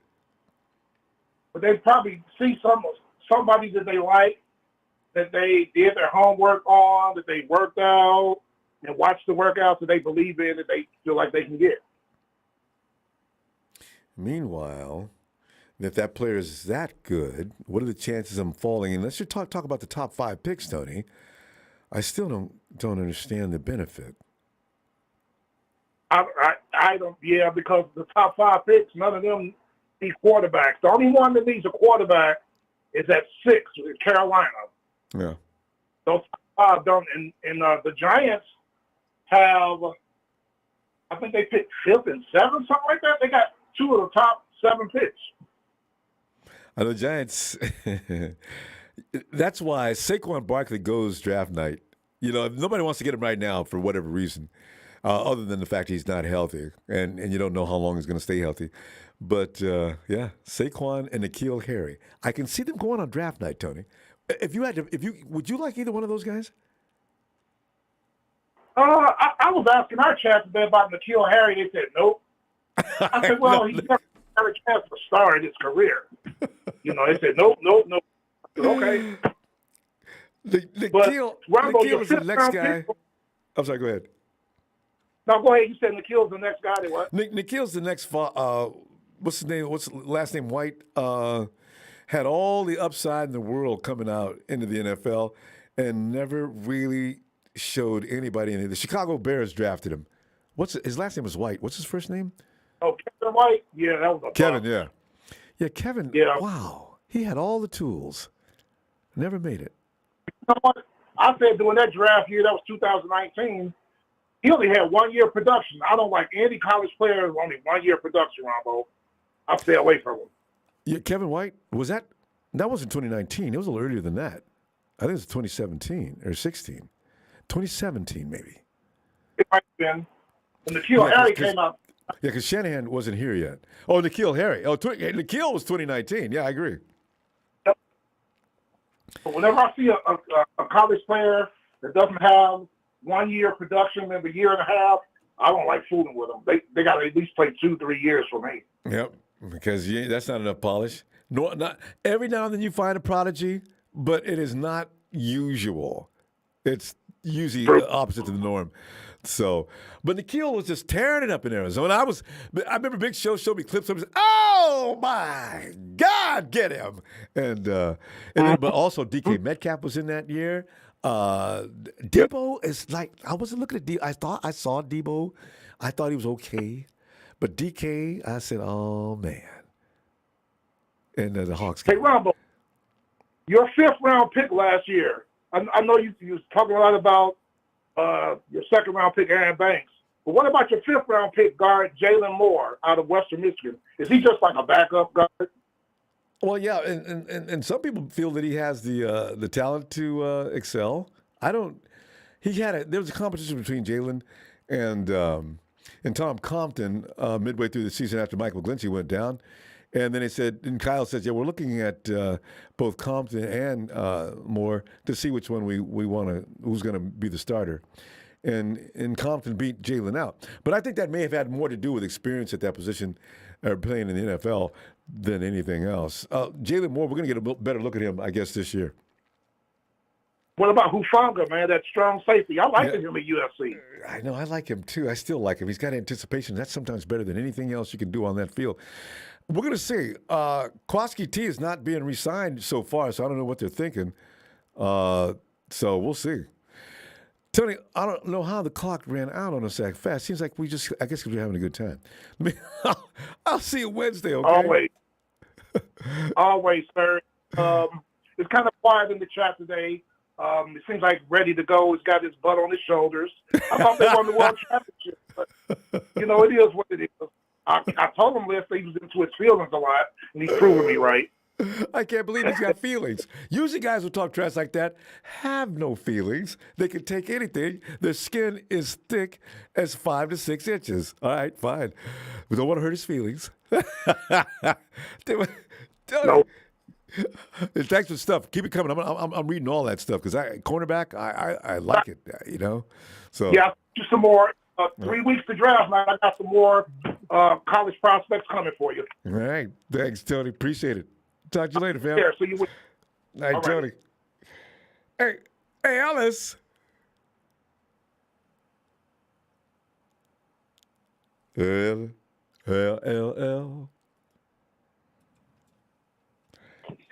Hi, Rambo. Who is this? Joshua. Joshua. How you doing, Joshua? You Good. Yeah, you having it's How Monday. are you? Josh, I don't know if I could be any better. If I was feeling any better, it would have to be against the law. Somebody would need to call the police. Now, how you doing?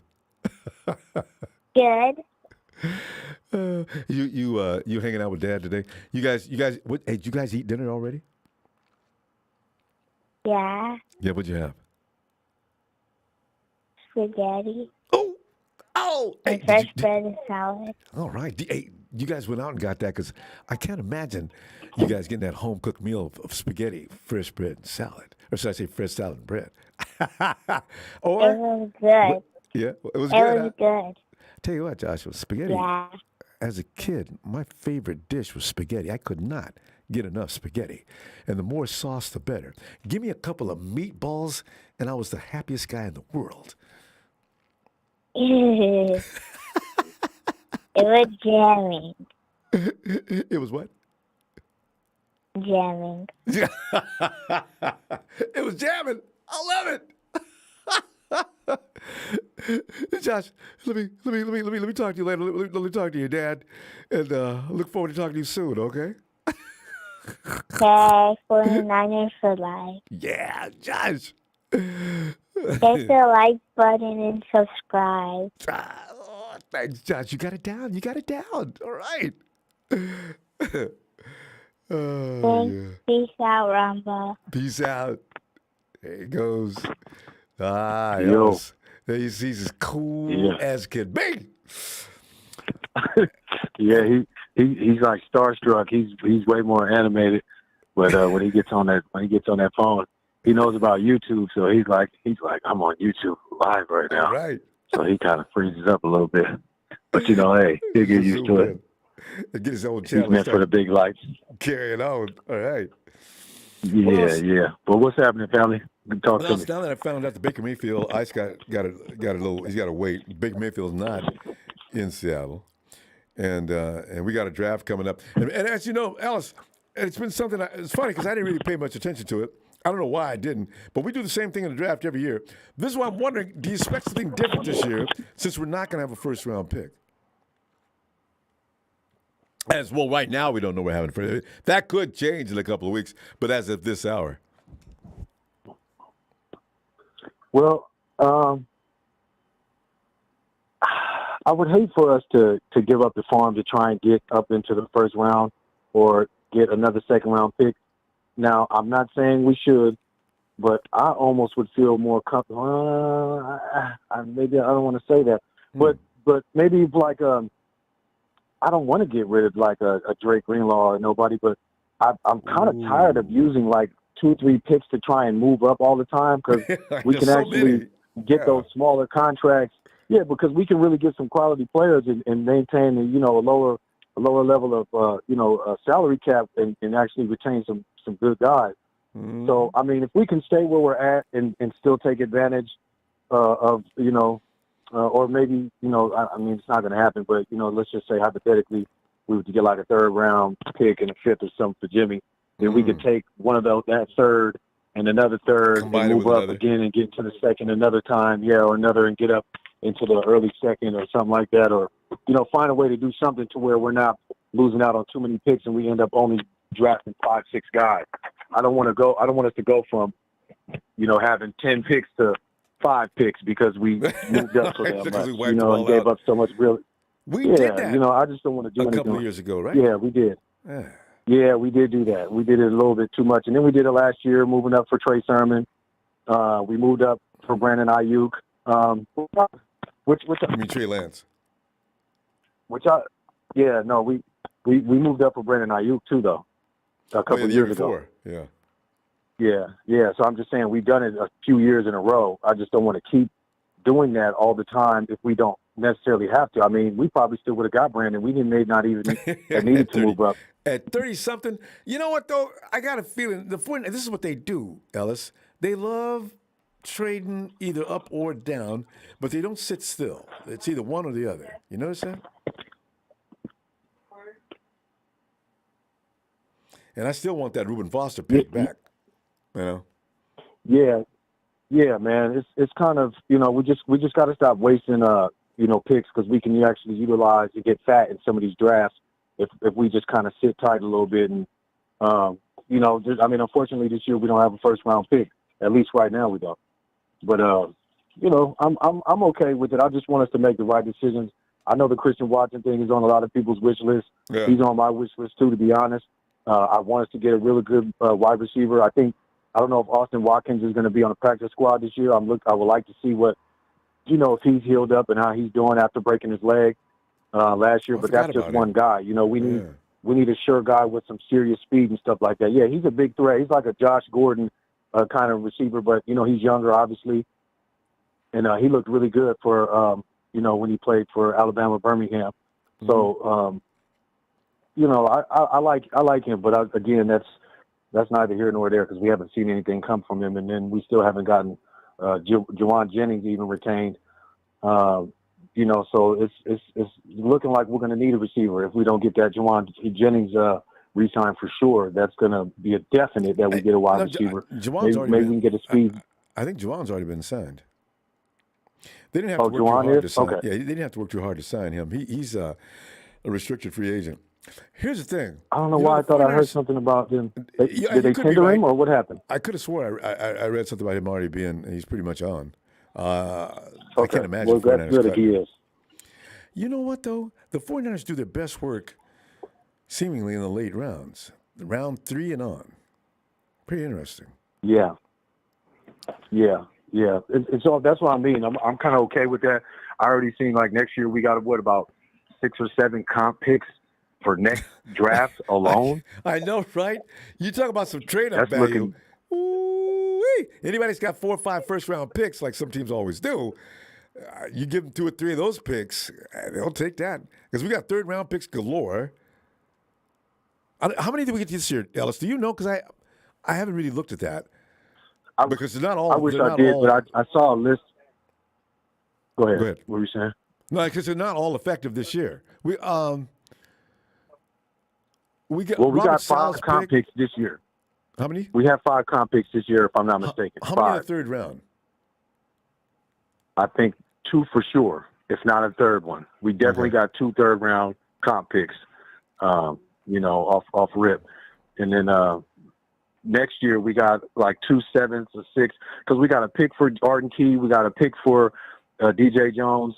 We still got a pick for Mayhew. I think that's still supposed to take effect in either another solid pick, if I'm not mistaken, and Mike McDaniel. Do we cash it? Solid went last year, so that pick's got to be now. And Mayhew now. Aren't those third-round picks? Yep. Yes, they are. Yes, they are. Yes. Yes, they are. So I wonder which ones we spent. we got some things to look forward to. Yeah, I just want us to make the right decision, Rambo. I don't want us to, I don't want us to be, because some teams got real fat in the last couple of drafts, and so this time around, if we can really make some good decisions, obviously the offensive line is mandatory. We got to get some security for our quarterbacks, no matter who the hell is going to be starting. We need to have our quarterbacks protected. Because they don't take that seriously. 49ers do not take the offensive line seriously. They go out and find some free agent or something, which makes sense so else, because when you think about offensive linemen coming out of the draft are going to take some time to get them shaped up and in position where they can actually make a difference, unfortunately. Unless you're Quentin Williams. Unless you're Creed Humphrey. Or that guy over in Creed Humphrey did really good. Yeah, every now and then. Yeah, several guys. But it's not the norm. Defensive linemen come in and they kick butt. But offensive linemen take a little longer. And it's because, like somebody pointed out earlier, the players' union set it up so there's not enough time to work and get these guys ready. So now they got a short amount of time. But offensive linemen, they require a little more time. Anyway. Especially if they're learning outside their position like we like to do. Run people, I know. Have these guys playing positions that they're not dominant in or that they don't know shit about. Right. So we got to stop that. Kid comes in. We're going to put you at center. Coach, I'm a cornerback. We like versatility in our players. I weigh 190. Right. Exactly. What exactly. are you talking about? Oh, so they got to. Did you see the Eagles and the Saints? Did you see them swap picks? You see that? Yeah, I was that just was asking crazy. Tony about that. And what was the point? Well, that's going to materialize later. Because else we ran out of time. I'll see you midweek. Okay, family. That's a bet. Yo, Joshua. Appreciate you, brother Mama. Appreciate you, Phil. I got the squad.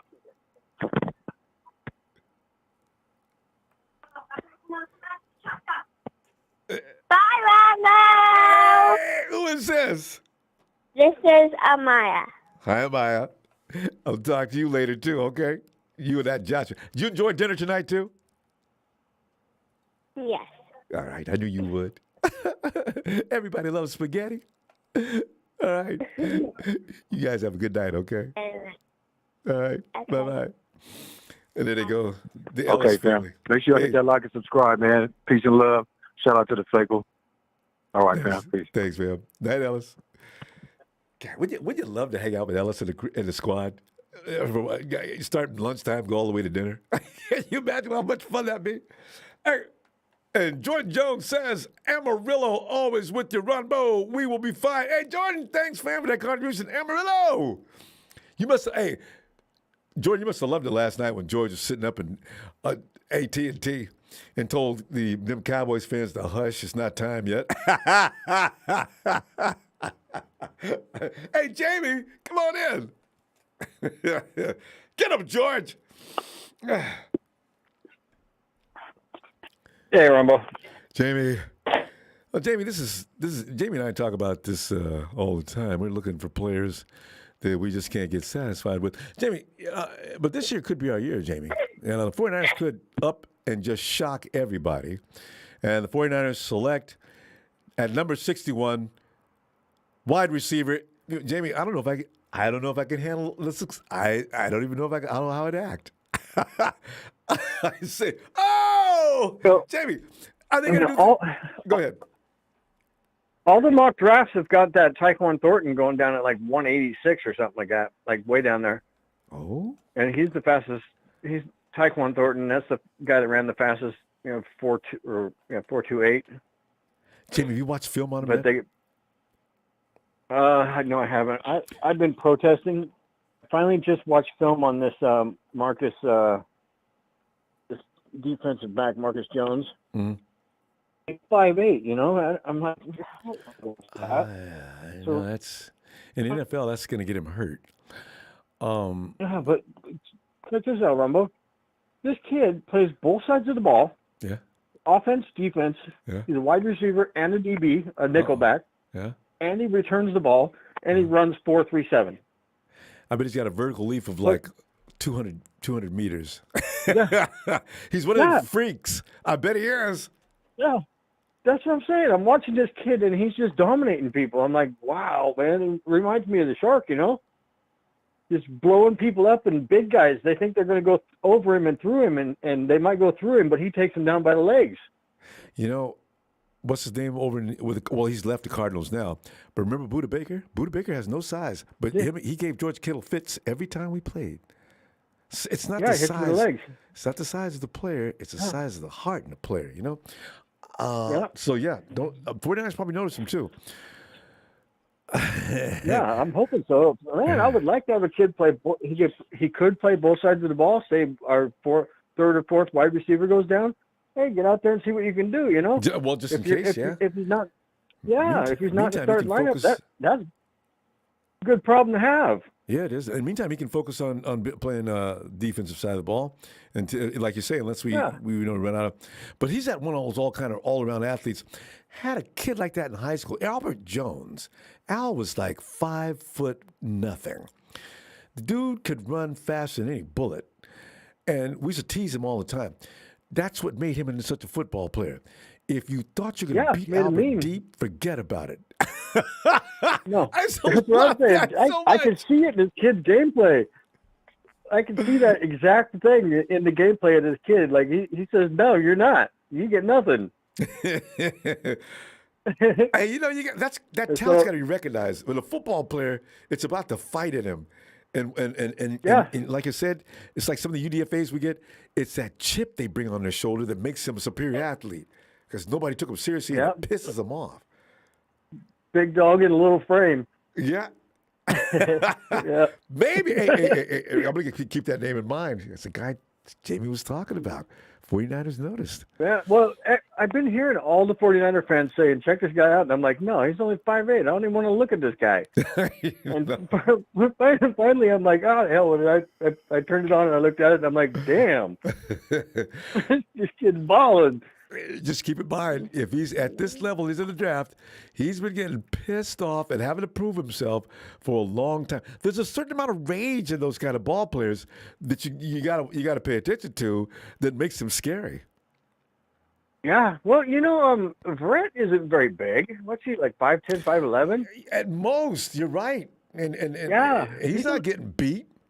Shoot, Verrett's not people like Samuel chewing gum. Jr.? Who? Yeah, Samuel Jr. is a little guy.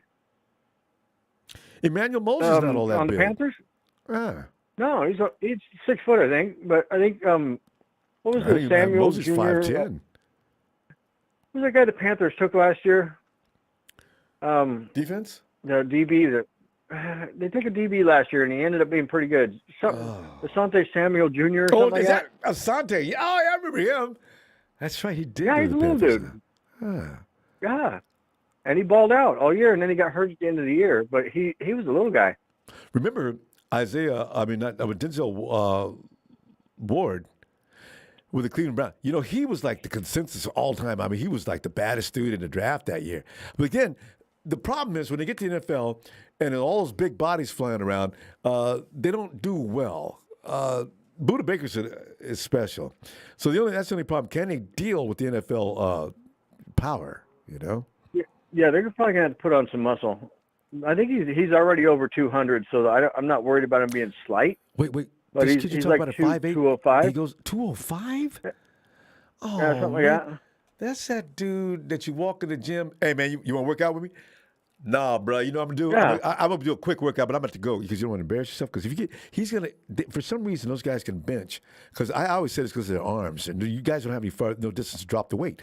So, you know, he's loading up 225 to warm up with. The guy looks like you say, weighs 200 pounds maybe. And he's repping that for I used to work with a guy like that. He'd pick up a pallet and spin it on his finger and slap it on the table. I'm like, damn. Yeah.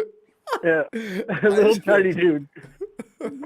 Yeah. And they're gonna max out. Here comes the 245, right? And so they say, "Oh man, you know what? I don't want to max out today, dude." But I'm just saying I'll spot you, but I'll take it down. Yeah, I'll spot you. Yeah. Oh yeah, So those little guys can be strong.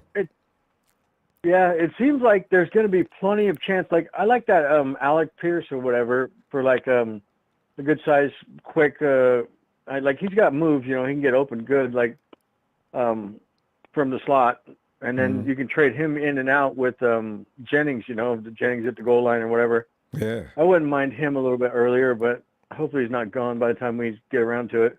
But it seems like there's going to be a fast guy there if they want one. Yeah. See, I just Jimmy, you know, every year we go through this. If they want one, that's the bottom line. Are you guys going to go ahead and get that? Or you leave that on the table? His system works best with that kind of guy. That's why he came over and he brought Marquise Goodwin with him. He knows that's a very important element of his offense. That's what I'm saying. Back when we had Goodwin, we were explosive. God, yes. We were ridiculous that year. We would just blow up and put like 21 points on the board at no time. And quickly. Exactly right. Red game, everything worked better. Jamie, it seems like everything's a grind now. I know, it is. We've got to work hard across everything. He's got to do it this year. They got to do it. You got to. Jamie, I'm going to look for you Wednesday, and just have a great day. Always a pleasure to talk to you. All right? Yeah. Hey, Jamie, have you been GMing me some of those? Because you used to give me the fast guys in my DM on Twitter. You still doing that? Because I haven't looked at Twitter. I go through Twitter, but I haven't. No, I haven't. I haven't even looked at too many. Okay, let me know if you do. I give up because they never get one for us, probably. They're really burning me. Show me. I want to see the clip because I'm dying to know who's out there. All right, fam. Talk to you later. I'll send you if I look. All right. See you, Rambo. Hi, Jamie. Hey, Bill. Oh my goodness, how you doing, Bill? I didn't know what you were talking about last night when you said George Kittle was working ATT into a foam, and then I saw the clip and I couldn't stop laughing. You know, George slapped that entire crowd. Woo! Go George! Put them in their place. Yeah, they still ain't over that. They won't get over it either. That's. And our guy Roman Reigns got the title, and it would bring something up. Yeah. You know, this year the NFL will be acknowledging the 49ers and the 49er fans. So I want to say to all the Rams fans out there, acknowledge us. They have no choice. We will, Bill. Yeah. We will continue whooping on the Rams. That was just a setback. Everybody will be healthy next time we play the Rams, and we will continue right where we left off. They caught us at a weak point. That was a fluke win. They can have it. I don't care anymore. I do, because they went to the Super Bowl with that one. Yeah. Well, fortunately, it might come down to the same scenario, but we win this time, and they have to acknowledge us and shut up and take their 2 Super Bowl titles. Oh, by the way, do you know they only have 2 Super Bowls in the history of their franchise? One in St. Louis. I'm going to bring that up. Wait, Bill. Make sure you clarify. One in St. Louis and one in L.A. They've got one. Yeah. One. Just like the Chiefs. One in the 60s and one fluke over us. So they tie with the Chiefs. Yeah. Congratulations. Yeah. Rams, how do you feel to be in the same territory of the Kansas City Chiefs? Well, see, where they haven't won one since. But, Bill, at least they were both in the same city. See, this is the thing. Even St. Louis fans, Rams fans don't recognize the St. Louis Cardinals. I've talked to a couple. Somebody mentioned that the other day. I said, how long have you been a Rams fan? They've been in L.A. for how long? Why are you asking me this? I just recently became Rams. That's what I thought. You know the Rams were in L.A. before this, right? Really? Get out of here, man. That jersey's brand new. All right? You just got that jersey, right? You guys, you didn't know nothing about the Rams before now. You know? So I'm loving the way they're trying to rebuild their fan base. And it's not like that was a teenager I was talking to either. Yeah, alpha bandwagon fans. They want to recruit the bandwagon fans to their franchise. But they don't understand how, when they start losing again, the bandwagon fans are going to jump off to another team. Yeah. You know, they can go ahead and stay in the Rams territory. I don't want them on our bandwagon. Stay where you're at. They won't root for the Chargers. LA is a very strange place when it comes to fandom. Those most loyal, the Lakers and the Dodgers have diehard fans. The rest of those franchises in SoCal, they have to go find people. You know, that goes for the Clippers, the Chargers. I don't know about the hockey club, but you know, that's the way it is in LA. There's too many things to do in LA, and people don't focus that hard unless you're winning all the time. And let's face it, the Rams have not been winning all the time. They just recently came into their own. So. Yeah, well, they're going to fall off the grid soon. I think they have to pay those players. They don't have the money. So, you know, it's all right. I'm not worried about them. And, you know, I'm glad Baker Mayfield's in Seattle. Whoa, wait. Okay, let me refresh. But, okay, I said Baker was Bill, where do you get that information from? I looked it up on YouTube, but I guess I can't remember who it was. They said he got rescued, a 5-year contract, something like that, you know, like 14 hours or something like that ago. Yeah, but you know what? It doesn't matter if he ends up in Seattle. If he is in Seattle, he ends up in Seattle, whether it's fake hype, real hype. You know, I want him in Seattle because he's a choking quarterback, and that's what they need. He's gonna give us 2 wins. Go ahead, go to Seattle, show that you're a bust quarterback, and I'm not even worried about that. So if he does end up in Seattle, or he is in Seattle, whether it's real or fake or speculation, however that goes, you know, I'm not even concerned. You know, you shouldn't be either about Baker Mayfield, man. Come on. He only looks good because of the receivers that he had. He will not have all those good ones. And I heard that, what's his name? That wide receiver in Seattle might be signed DK, out. DK tweeted about yeah, that. DK. Yeah, DK tweeted about that. He says he hasn't heard any rumors about that. But see, that's the way it works, DK. They didn't tell Bobby, the linebacker, they didn't tell him anything either. So you're next. It's a whole rebuild mode in Seattle, so they're rebuilding. And they're going to go with hey, Bill, you can get a first-round pick for DK in a heartbeat. If they offer DK, he's got that day with a first-round pick. Does any of them got any first rounds left? I mean, no, they get one in return. No, the Hawks would get one in return. No, does anybody else that's wanting to get DK, do they really got the first rounds to blow? I mean, because if they start giving their first rounders out to, you know, Seattle and stuff like that, they're not going to be able to pick. Who got any extras? I know one thing though. Belichick would be the first guy to go after DK. Who else? Yeah. Maybe the Jaguars. New England. Yeah. Yeah. Because he's trying to get rid of N'Keal Harry. That big guy that can run like that, he go after him so fast. But we're gonna run out of time though. I'm gonna see you Wednesday, hopefully. If you got some time. I want to say this. I did some looking. It's either Carolina or Cleveland. Jimmy might end up. If he's not, he's going to be a 49er. I told you about Cleveland. Carolina, maybe. Cleveland is completely out of the picture. Cleveland's not going to pay. No, as a backup. Oh, you're not going to pay him $27 million to be a backup. Jimmy's got to go to somebody who needs a starter. So he might be a Niner. But either way, we're going to ball out next year. Be excited. Give me a 49er shout out. Got it. I'm going to 3, 2, 1.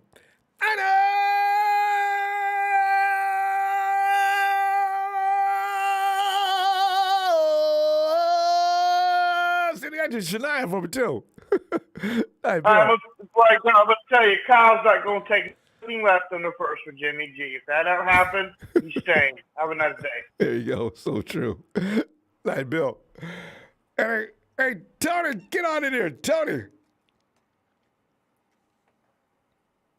Ronbo. Tony. Well, Tony, I love when you call in on, especially on these kind of subjects. I love when you call in all the time, but these are the things that you have such a perspective. It's always amusing because Kyle Shanahan has gotten on your last nerve, and I'm always amused by your spin on him. Tony, we're now looking at the draft, and you may have noticed I didn't really pay a lot of attention, but the 49ers do run a routine draft every year, and they go the same route. Where you're going to get one of the linemen. It's going to be defensive or offensive. I don't know if that's a bad thing or not, but we do it as almost policy. So you're going to get a defensive lineman this year or offensive lineman in the second at pick 61, or are they going to change up since we don't have a first-round pick this year? Could the 49ers try a new strategy or a new effort in the draft this year? Anything's possible, Rambo. I say that every year. I can't get my wide receiver, Tony. Yeah. Yeah. Well, that might be possible this year as well. But we've got to look at, I suppose, the offensive line because, the offensive line and my thoughts on the backfield because if you don't shut down that part of the field, you're going to have shootouts. Yep. And if you don't want to protect young quarterback, you're asking for trouble. Trey. Yeah. Well, then you've got Nate Sudfeld to look forward to. And seriously, they need to consider that fact, Tony, because you know what? If he gets hurt because of poor front line protection, that is on Kyle and John. That is definitely on Kyle and John. Of course it is. I mean, look, I'm thinking to myself like this. He's a young kid. He's pretty, he's up there, not up there in the weight, but he's in a weight area where he can manage a few hits here and there. Mm-hmm. But he still needs protection. I don't care whether it's him or Brady.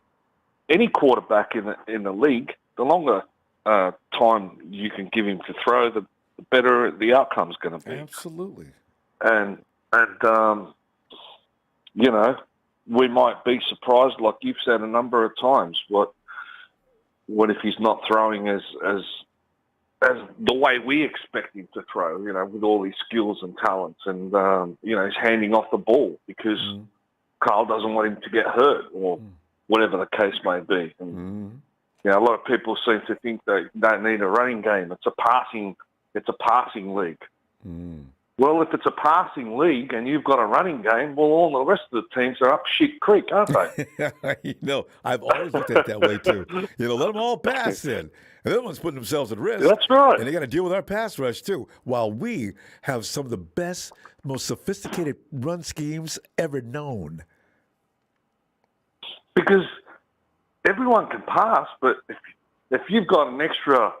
if you've got a secret card under your sleeve, and if it's a passing league, and you can run the ball the best in the league, well, everybody else is in trouble. That's the way I look at it. Yeah, and you're right too. And we've already made that the case. So, 2 out of 3 years NFC CG. Shh, man, that ain't no accident. It's impossible to do that unless you know what you're doing. And there's nothing wrong with that. And like you say. You need our running backs are tough. You know what I mean? You need real footballers to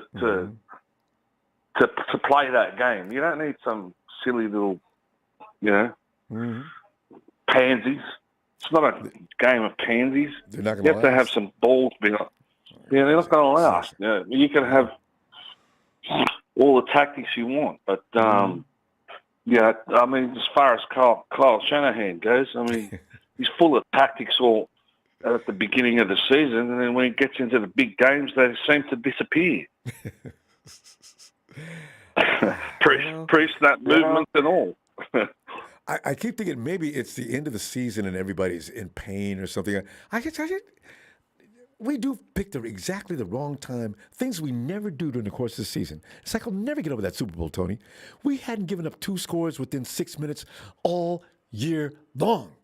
Why today? Look who he took out of the game in that Super Bowl. Who did he take out of the game? Debo Samuels. They couldn't stop him. He stopped feeding him the ball. Why? I have no idea. Did the same thing in the playoffs. And he seems removed the same player. And I get the feeling sometimes he thinks he's being figured out or something. Kyle, they haven't figured it out. Debo doesn't. You can't figure him out. Just give him the damn ball. So I don't know. He's if we get that far this year, and he makes the same mistake again, I can't help but think that Ronbo that he's feeling the heat, especially this year because he's got some of his other disciples spread out in the league. And you've got the speed freaks over there, Mostert and what's the other boy's name at the Dolphins? Tyreek Hill. Tyreek Hill, those two together. That's just frightening. And that's really frightening. He must be feeling the heat by now. He has to. He absolutely has to. So because Tony, and you can tell Mike McDaniel went over there, and the first thing he did was to get speed. That system can be overwhelming if you got speed at the right positions. It is. But Kyle, dragging ass. We got rid of him. Mostert's faster than Tyreek. That's true. People don't know that. But they clock. Yeah, Tyreek's fast. No doubt about it. Tyreek was clocked at 22. Mostert was clocked at 23. This is why I get a kick out of. I always knew that. When I read about, and you know who else is fast? Kwaski T is actually, after Mostert left, he's the fastest guy on the team. I never knew that. Is he? Yeah. I didn't know that either. Look up his 40 time. You'll be shocked. I didn't know he could run like it. We should have known, though. In that Green Bay game when he went and tracked that guy down, coming from the distance he came, that was proof. Man, that was proof. Kwaski can move. Ho! Yeah, so my picks would be, corners and safeties, just even if it's for depth. You know what I mean? We've seen what happened to us when, what's his name, went down. You're talking about cornerbacks? The one that's on injury list. No, in the DBs. DBs. Jason Verrett? Yeah. Yeah. Everything was going fine. Yeah, that's why. Until he went down. And, just subtle little positions like that can upset the trajectory of the team. So, have a little bit more depth in that area this year and the O-line. And Tony, you're talking about the guy that's the number one leader of that division, of that unit. But Tony, we ran out of time again because we were having too much fun. I can't do it. This clock just runs out on us. But I got to tell you, you lose. We lost, as a matter of fact, Jason Verrett. He's also a 4.3 guy. I didn't know that. He's been clocked at 22 miles an hour, zooming down the field. You lose Kwaski. And now I'm saying, Tavarius Moore, all of our very fast Tavarius Moore runs 4.3. And he goes down to injury. The guys with the most speed are always the ones that you lose. It's just man. Remember, Marquise Goodwin couldn't stay out there very long either. But you got to have these guys. Did you check out that O'Neal boy? O'Neal. The safety. Tony, you know what? That I've got about 4 people that are sending me stuff I haven't got around to. Because I know your picks are going to be gold. You watch how quick he covers that field, Ronbo. I love that. He's just there. He just flies onto the screen, out of the screen, and you go, where the hell did this guy come from? Tony, those are the guys. Even if they make a mistake on coverage, they can still cover. They can clear the mistake by covering the distance quickly. I've seen that a million times. Because you walk here, he got beat. Oh my God! Look at him close that gap. Oh, he made a play. I love watching that. But that's a gift from God. He's got that. He doesn't need to be the best player in the field because he can always rely on that, especially in that position. It's amazing to watch that. Oh, it's crazy. We're going to be playing against speed, so we need speed to combat that. You gotta. Yeah. Anyway, today I see you midweek. All right. Have a great day. No worries, man. Shout out to everyone. See you in the next chapter. Thanks, Tony. Appreciate that. Looking forward to it. Cheers. Cheers, man. Hey, it's Tony. In fact, I'm going to go ahead and talking to, Barack O'Neill comes in with Big Show, said, bleep Gore, wish he retired a Jet. You tell when Brock's being sarcastic. Big Show loves Frank. Hey, fam, please. Thanks for the contribution tonight. And please don't forget to subscribe. And big shout out again to the Ellis and the squad. Boy, I tell those guys, they got to be a lot of fun. And fam, I tell you what, and don't forget to like. But did we lose a lot of Rams fans tonight? You guys are really tough. Did you run the Rams out of here tonight? I didn't see any Rams running up and down. Did you guys really hurt ready to go's feelings? Come on, guys. We're supposed to be a hospitable group. We welcome all fans from other teams. We love the Cowboys. Texas boy hasn't been in a long time, I noticed either. What did we do to him? Texas, come on back. Hey, and also our Detroit fan. There was no reason to make him leave, guys. Come on now. We got to be hospitable. Tommy Testosterone, I have decided if I'm going to preach that philosophy, Tommy, you and your boy Joseph Smiley, you guys are welcome back in here anytime. Bam, I'll see you midweek. And